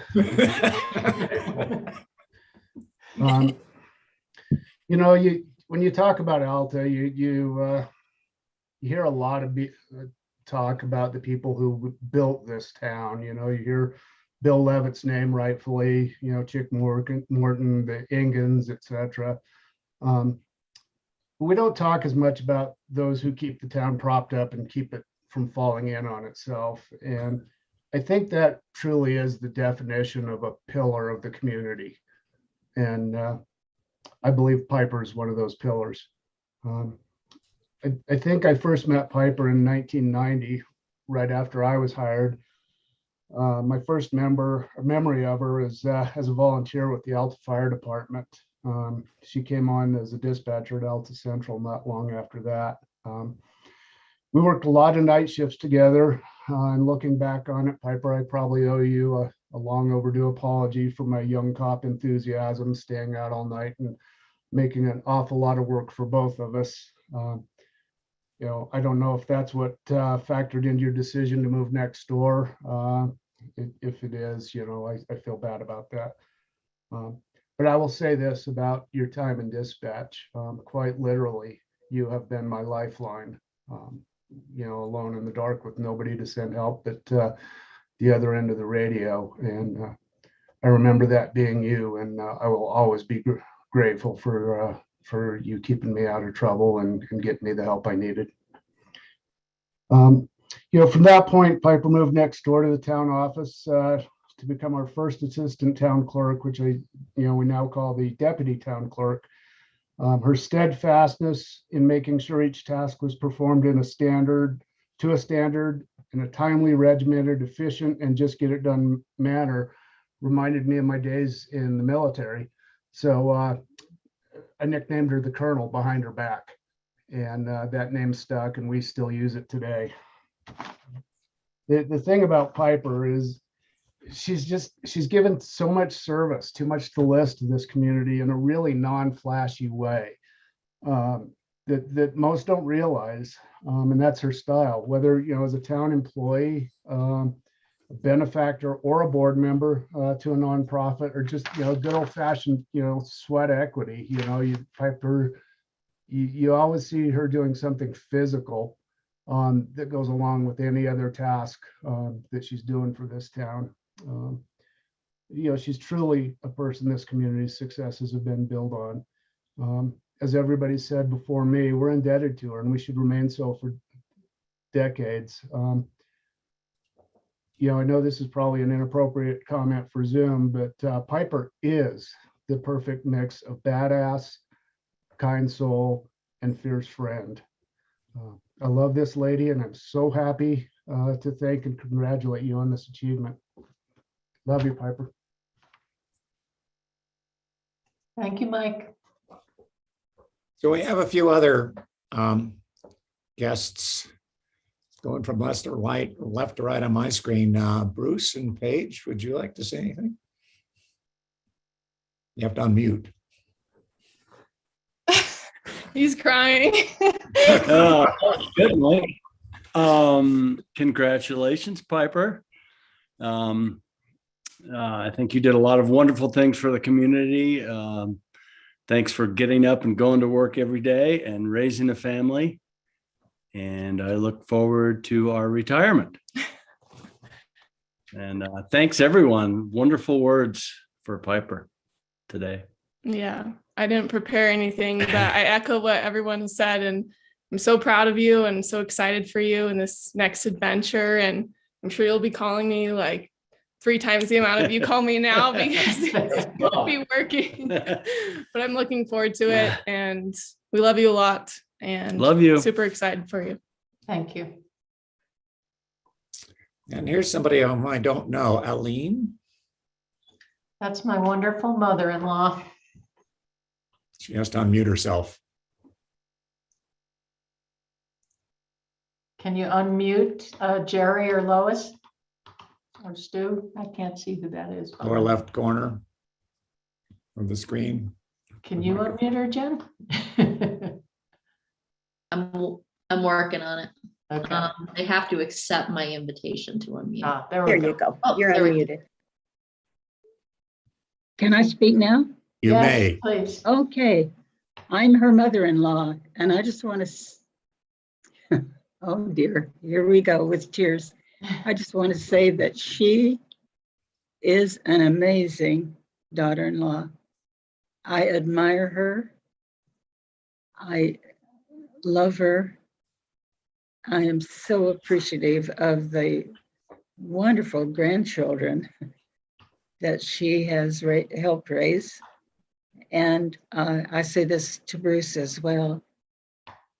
Also, Piper, thank you for being patient with Bruce in lots of ways. You really do make a good team. And I love you a lot. The whole family does.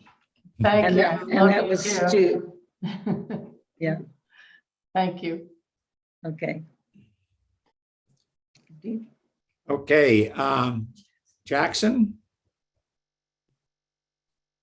Well, I wasn't ready to say much here. I don't know what I can say in this setting. You know, I'll never know the half of what you did for Alta, Mom. But it sounds like from what these guys are saying, you know, you had a pretty heavy hand in it. So, you know, thank you what you did for them. Thank you what you did for us. And get down here to Alabama and let's do a golf trip, huh? Thank you, Jax. Does anyone else want to say anything? A few words? I think in the interest of the agenda, we're falling behind. Would you? I understand that. This was programmed in. Sheridan wants to say something. Piper, I just want to thank you as a colleague and a friend. I have the utmost esteem and respect for you. When I ran into you on the road a few weeks ago, I'd been thinking about your role in town and how, apropos of what John was saying, so much of what people do for public service happens in the gray. It happens sort of behind the scenes. It has to do with using your heart and intelligence to make the best call. And I feel you've always done that in your role, and that's very difficult to do and takes a lot of grace and finesse. And I respect you and admire you for it. I hope to emulate you and your tenure. And Alta's still here. You're not going anywhere. I want you to enjoy your retirement. We're so grateful to you for all of the years of service that you've given to help make Alta even more of a place that we all hold so near and dear. Thank you. There's no words to express my level of gratitude and the gratitude that the whole community should feel for you. So thank you. Thank you, Sheridan.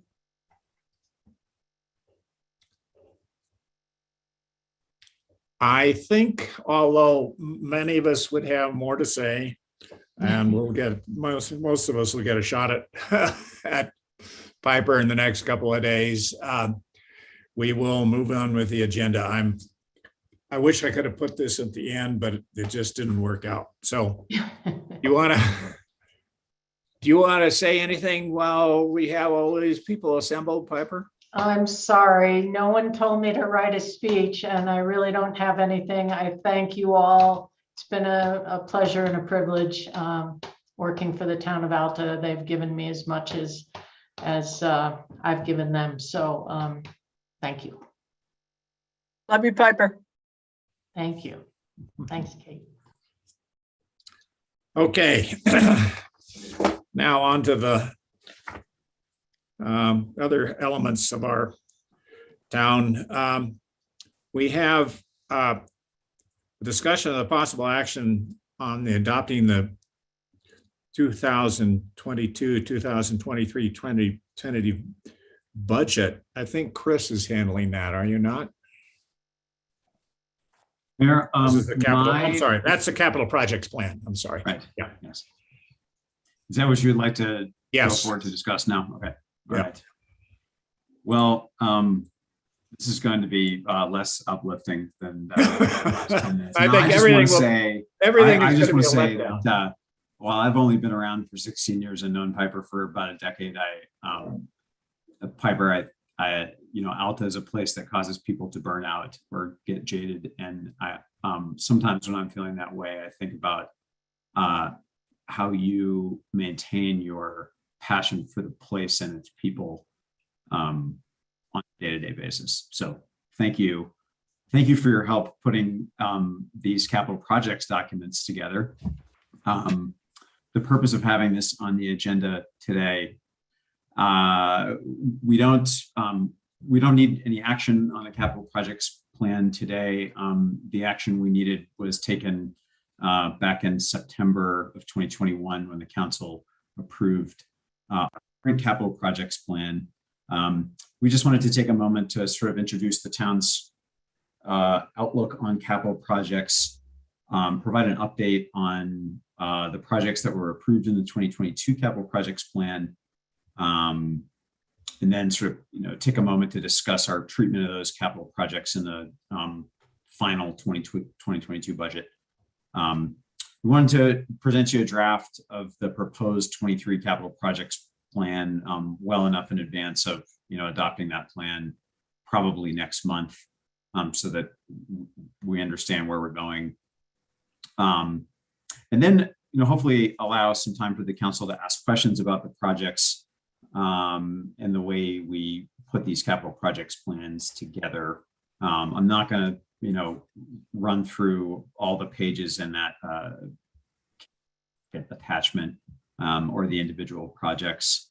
But I hope that you all were able to take some time to check those out, and that you'll speak up if you have any questions. So the capital projects plan is, it's a couple things. It's it's sort of our best list of known town of Alta capital needs.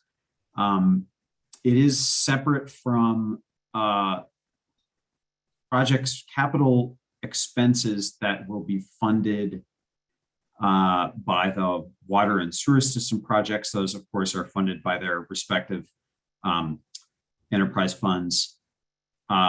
Capital needs, by definition, are primarily equipment, facilities expenses, and infrastructure. I think we can do some planning with funds we put in our capital account. We have to be careful how we do that.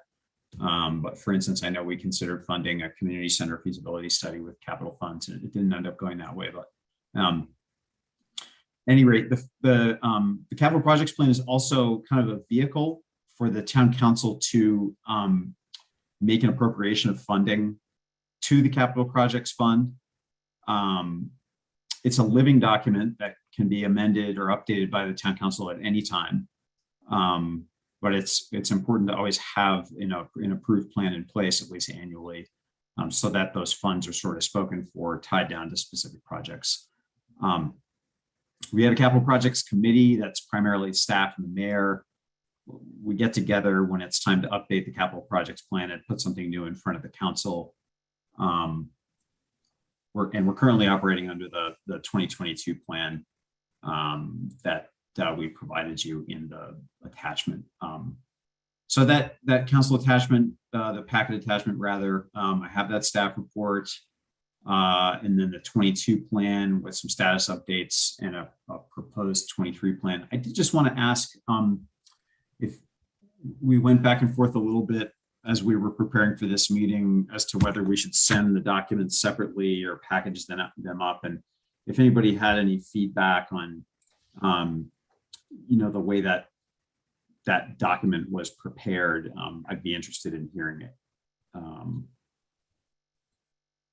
So I'll put that out there, and maybe when we get to the end of my spiel, we can take that up.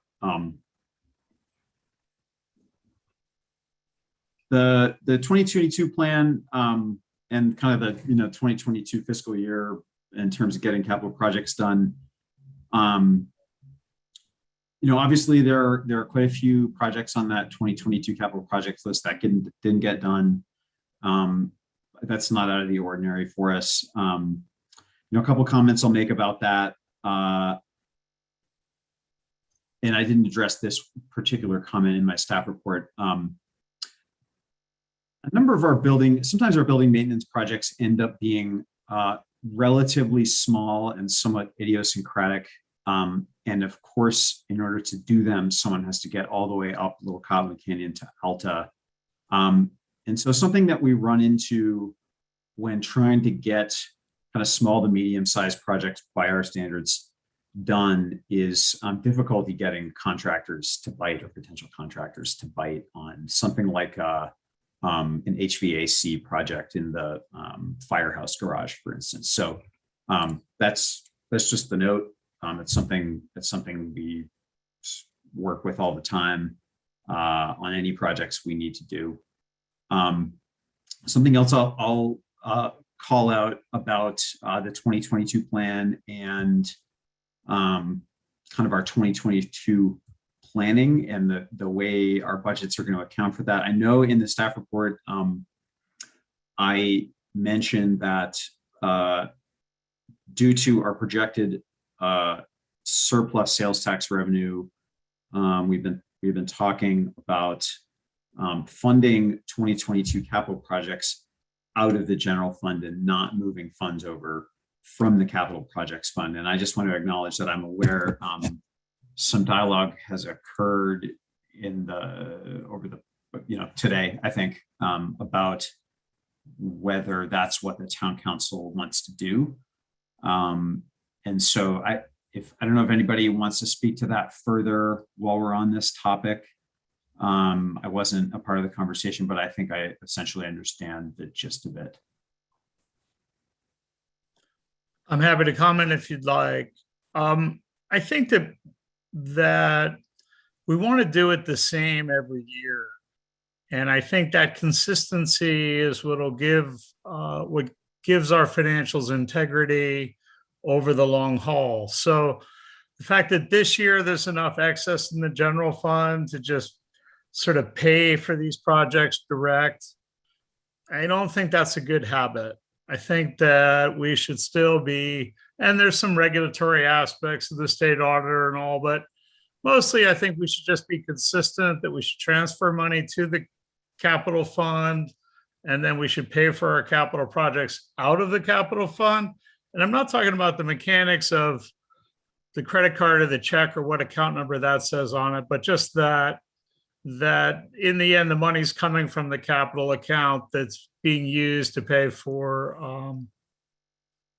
capital projects. And I think that we should just try to do it consistently over time. And I think that the state, what they don't want to see is they want to see the general fund be used to pay for the operating expenses of the town. And I think that's probably the best argument, is to just let's keep using the capital account. And if it means transferring some amount of money over to the capital fund this year and then a due to the general fund, and the general fund having a due from the capital account, it's a little bit of extra accounting, but for the sake of consistency and compliance, I think it's the way to go. But I think there's plenty of money to do the projects, which is probably really what matters. Point taken, John, and that was my mistake. And that is not applicable in the 2023 tentative budget that you're going to vote, that the council is going to vote on today. But that change will be made in the 22 budget, which we will talk about next month. Thank you. Thanks, John Piper. And that's my understanding of that's what I heard y'all were talking about. And personally, John, I think that makes sense. And I have anticipated you might want to get involved in these conversations about how we plan in the short term to spend capital funds and do capital projects, but also whether or how to project long-term capital expenses. So anyways, I look forward to that conversation once we can kind of get some of this stuff in place. So anyhow, the 23 plan, I know I just mentioned that it includes a number of projects that were approved in 22, but we didn't get done. So Most of those projects remain on the list. Some of those projects are Alta Marshal's office equipment purchases, mostly communications equipment. And I'll just describe that, many of those are essentially along the lines of keeping the town and the Alta Marshal's office compatible with other agencies like VEC or the Valley Emergency Communications Center, our kind of 911 agency in the Salt Lake area. So those will remain on the list, until such time as other agencies act and we can evaluate and we know exactly what the playing field is. So exactly what the compatibility needs are. And we just appreciate the council's understanding of that. The other two things, we have, there are a number of projects on the list, many of which were on the list in the 22 plan. And I'm going to share my screen and just show some photographs, if that's okay with everybody. Can you guys see my a photo here on the screen? Okay. Yeah. So a number of projects on the 23 plan have to do with the current Town of Alta Community Center / post office / fire station building. And in some, those projects add up to, potentially a substantial amount of money. And I just thought it would be helpful to present a couple pictures of some of them. The point I think we want to make is that we have an aging building up there. It's John Goldner could probably tell best what the actual age of the building is, but I think it's safe to say it's between 40 and 50 years old. It's unreinforced masonry. And so, like I said, a number of these projects could add up to a significant amount of expense. This picture here shows the rear yard of the building, kind of the cut slope that was created in order to create a flat spot for the building. It's not a great photograph because we have a snowpack down here against the building. But the point of it is to illustrate some of this erosion control netting back here. And you can see that some of it is pulling away from the hillside. And there's some significant rockfall that's occurring, and it's sort of starting to fill up that space behind the building with some pretty large rock. So that creates a risk to the building and a hazard to anybody who would be back there. So I did talk to a shoring contractor with project experience in Alta last fall about what it would take to redo some of this erosion control. And his sort of back of the napkin estimate was that it could take substantially more than the $10,000 we have in the plan. But we have some more homework to do to understand whether the approach someone like that shoring contractor might take or some other approach might be sufficient. So anyways, this is one picture. This is another one that shows some of that erosion control netting sort of starting to split open here. This is a picture of the west side of the building. This is something that I thought would illustrate the sort of idiosyncratic nature of some of our building maintenance projects. We need a way to get on the roof of the building. There is no safe way to do that. The way we've done that in the past is to crawl out the window above where Sarah Gibbs' desk is for the ACE office. And there are a couple problems with doing that that I won't necessarily list, but the concept we've come up with is to create a way to access the roof from this west side of the building. So we'll either get a 20-foot ladder and bolt it on the west side of the building, or put a hole in this kind of second floor stairway enclosure and then put a shorter ladder up to the roof, or potentially some kind of trap door anyways. So that's a need in the building.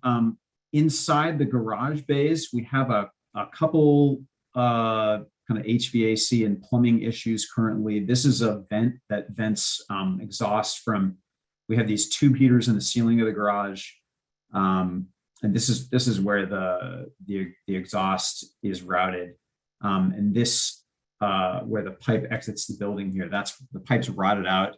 And it leaks water kind of down along the wall in the vicinity of this electrical panel. The solution is most likely to get rid of this pipe and seal it off, and then move the vent over to the west side of the building. A problem with this, with doing this project, one unknown, is that in order to really seal off the hole and remove the old vent on the exterior of the building, you have to get behind the building and figure out a way to do, to operate some equipment back there. And like I just described, it's kind of a hazardous environment to spend time. So this is an important, very important project that we ought to do as soon as possible. But it illustrates some of the challenges of this building up there. And the costs sort of escalate when you start to talk about getting folks behind the building there. Contractors talk about wanting to bring in a crane to work on it, et cetera. So this is just another view of that. We had a little bit of a rockfall incident behind the post office, what I call the post office annex, in the fall. There are a couple little pieces of that cut slope behind the building that are not reinforced with that chain link and rebar scheme. And this is one of them. This is seemingly a relatively minor rockfall incident, but it did cause a little bit of damage to the building, and it's really a good thing that nobody was around when that occurred. So not only do we have the old rockfall netting to erosion control to maintain and refurbish, but we might want to consider reinforcing some of the rest of that hillside there. The post office roof itself is problematic. Some of you have probably observed the large amounts of snow that build up on this lower portion of the roof. This upper portion is steep enough to slide, but the lower portion is not. So it ends up forming kind of a stock wall that inhibits that roof slide from actually occurring. So we've tried a number of things to deal with that. None of them are reliable, and some of them are not particularly safe. So one project that we have on the future capital projects list that's kind of in the back of that 2023 spreadsheet is a project to essentially build a new roof over this post office enclosure that would be a more consistent pitch to allow the snow to slide. Anyways, that's another building. So anyways, I just thought these would help sort of illustrate the subject of the problems we have with our current community center building. I think we wanted to kind of start the conversation about it is to invest significantly in that building. Many of these projects are really important for public safety and the safety of the occupants of the building. But again, in some, they could add up to a substantial amount of money. So I don't know that we need to have an answer for that today, but I did sort of deliberately want to start that conversation with the council. The final thing I'll call out about the 23 plan is related to this. The 22 plan and the 23 plan include that substantial line item for a future community center phase 2 fund. And as I described in the staff report, that is, it's not an arbitrary number, but the way we arrive at it is that I take the sum of the other cost projections in the plan and subtract that from the most recent fund balance. So that is why that number, it's one reason why that number is so large. It doesn't necessarily represent our intent to spend, it doesn't represent a project or a known fraction of a project. So anyway, since I showed you this picture of the Tom Moore toilet, Tom Moore building, excuse me, I did take this picture yesterday. We do have a line item in the 22 plan and the 23 plan to spend some money on sort of arresting the stabilizing what remains of this historic structure. It is on Town of Alta property. We're pretty excited, and the State Office of Historic Preservation is pretty excited about trying to maintain this little piece of Alta antiquity for public enjoyment. And so anyway, we hope to keep those funds in the plan and move forward to spend them. So that's all I have to say about capital projects. Again, we don't need any action taken today. So I think I will open up for any questions that council has.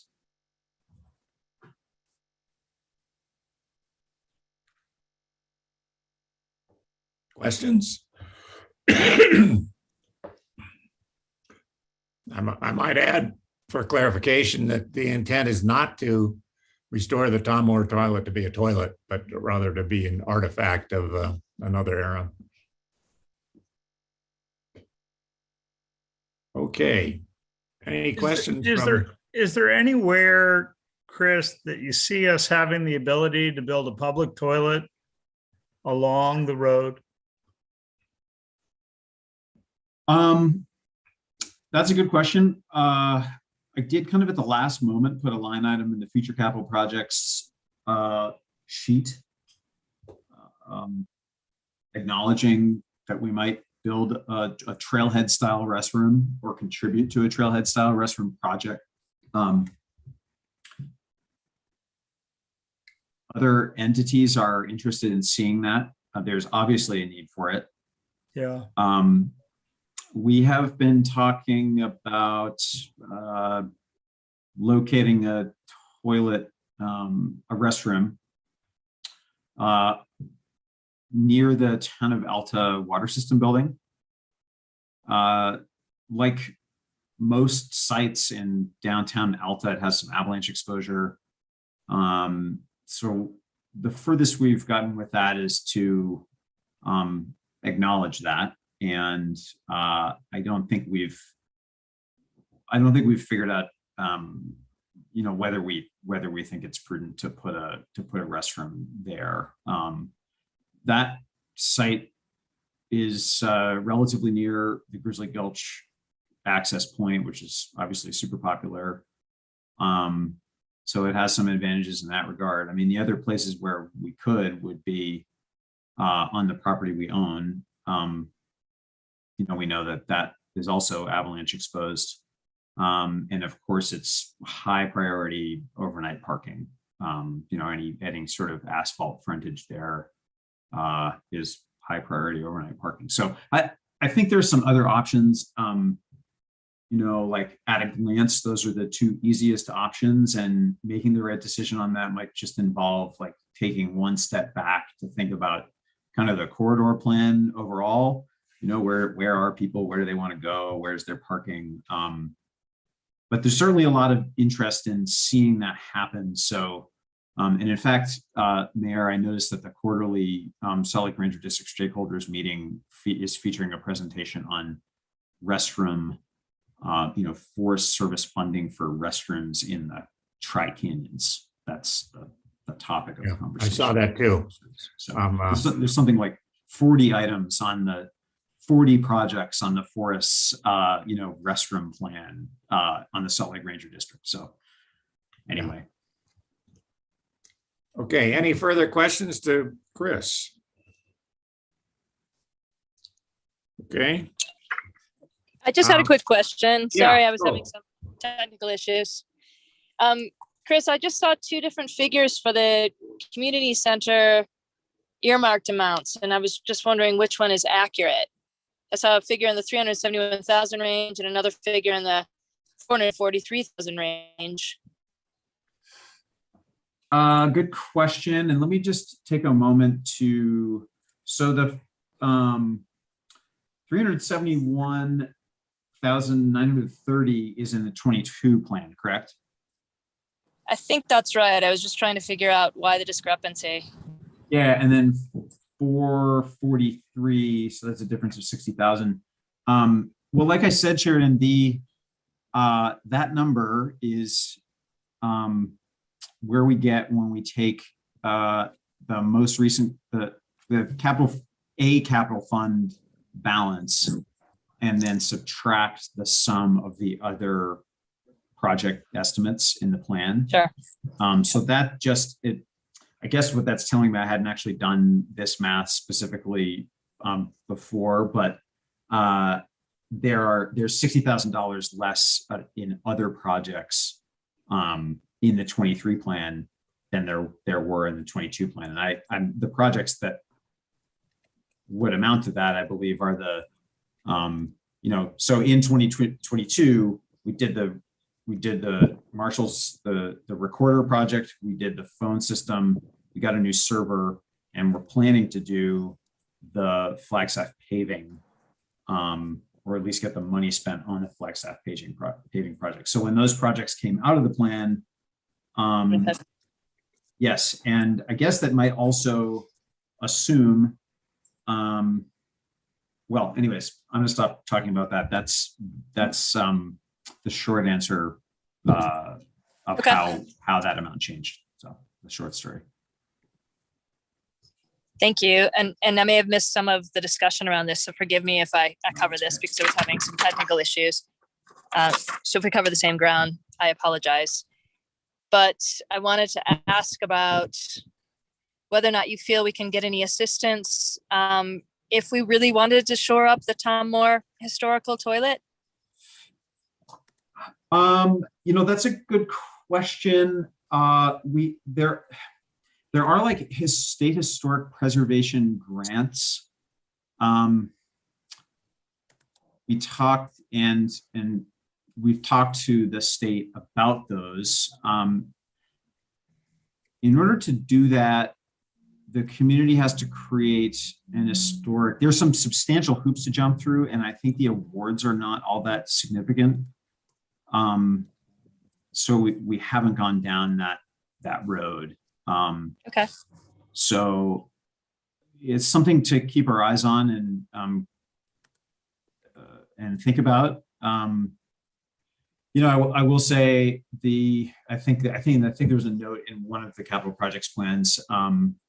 Depending on what we would want to do with that building, you could spend a fair amount of money on it, and so we'll just need to be in conversation about what the fate of the structure is before we get too deep into it. So anyway. Okay. And others may have stated this already, but it just seems to me, looking at the repairs that need to be done to the current community center and the siting of the current community center being perhaps one of the safer places in Alta, perhaps we should consider wrapping up many of these projects, the toilet, the safer storage space for our police department, the ability to change the roof structure, and for my personal pitch, some form of affordable housing like 4 studio apartments, and rebuilding that whole community center, starting off with that slush fund of $300,000 to $400,000 that we already have earmarked for it. So that's just what I think of when I look at all of these one-offs and your discussions of the challenges of getting an HVAC contractor who wants to work with the limitations of the current structure we have. So wanted to throw that out there to the council and the community. Thanks, Sheridan.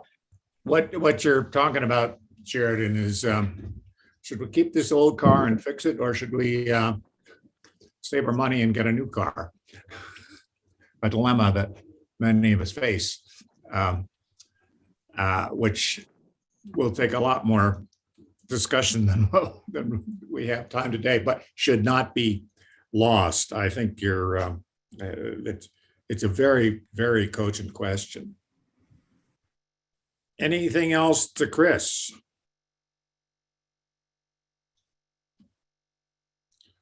Okay, thanks, Chris.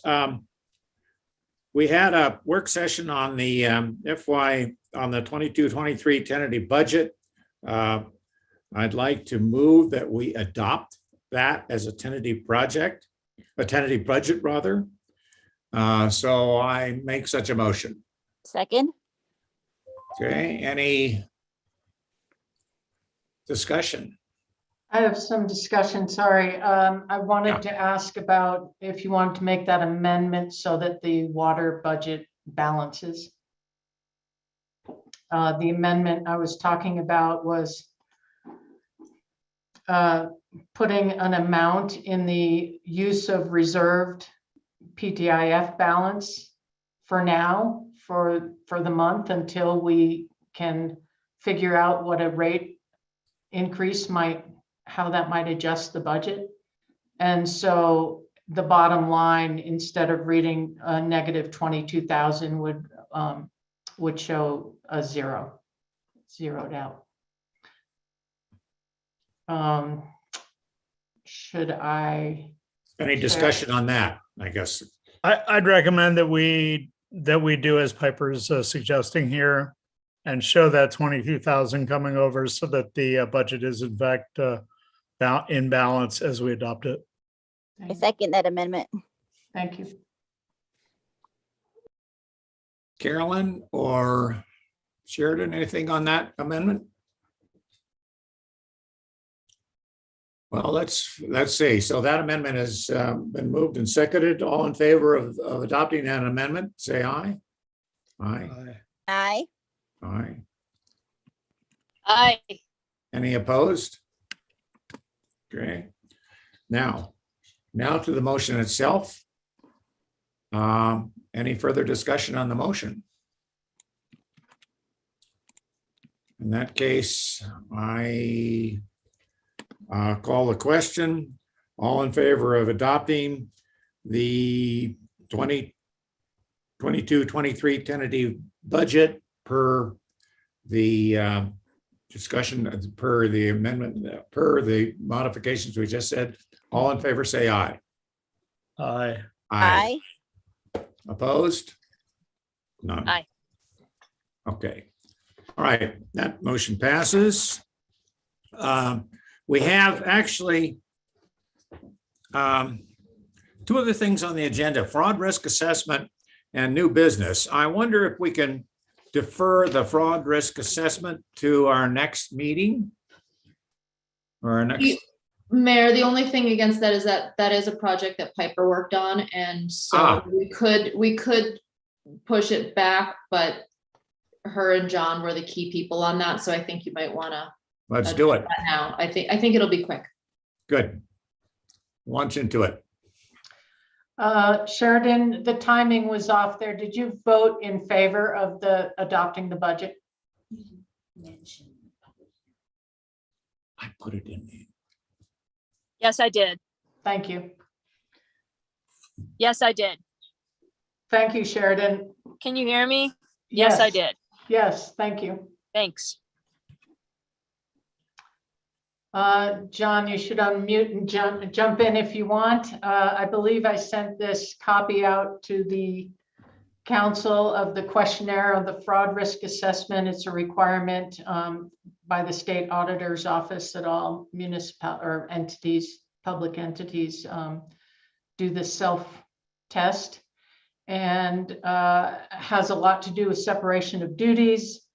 John and I have gone over the list of requirements along with our accountant, Steve Rowley.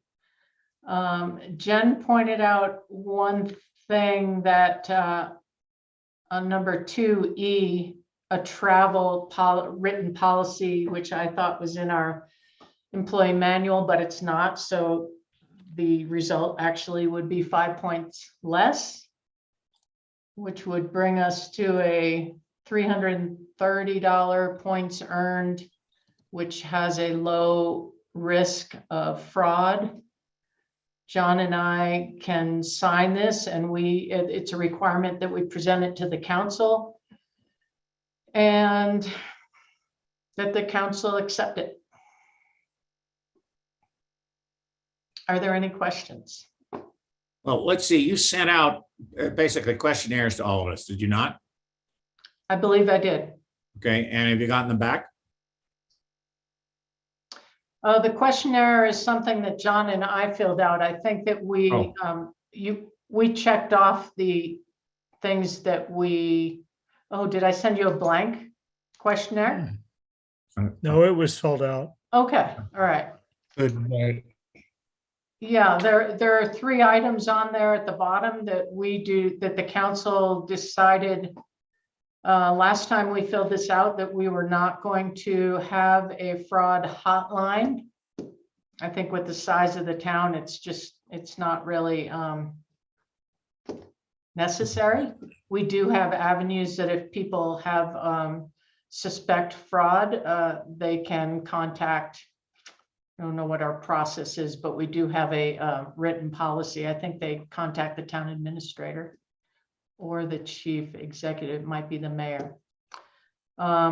We also do not have a formal internal audit function or a formal audit committee because we have some checks and balances within the staff and within the council and with our outside auditors and our accountant on our management team. So there you have it. Okay, any other questions? I'd move that we accept this fraud risk questionnaire for this year and suggest that as part of Craig taking the role of treasurer, I think he's likely to look at this and perhaps consider establishing an audit committee, an internal audit committee.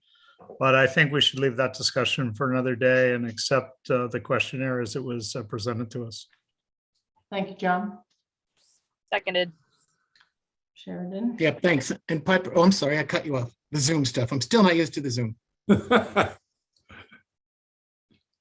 Anything, did you want to say anything further, John Goldner?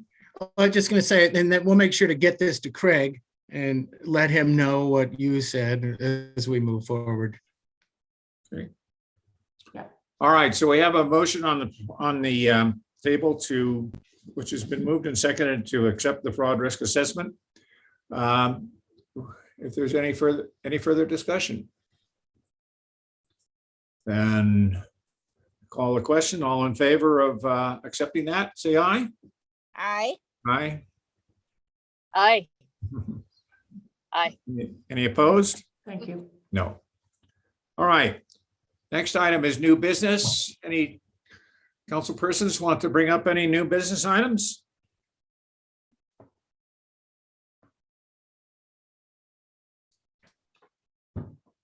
Going once. Going twice. In that case, let's have a motion to adjourn. So moved. Carolyn, I think you're seconding, or I'm maybe. attempting the second, yes. All right, okay. All in favor of adjournment, raise their hands. Yes, aye. Aye. Look at that. 3 minutes over the allotted time. Not too bad. All right. And Piper, I'm really sad this is your last meeting, but I'm sure we will see you and remember you for a long, long time. Thank you, everyone. Thank you, Piper. Okay. Congratulations, Piper. Congratulations, Piper. Thank you. Good night. You're awesome, Piper. Thank you.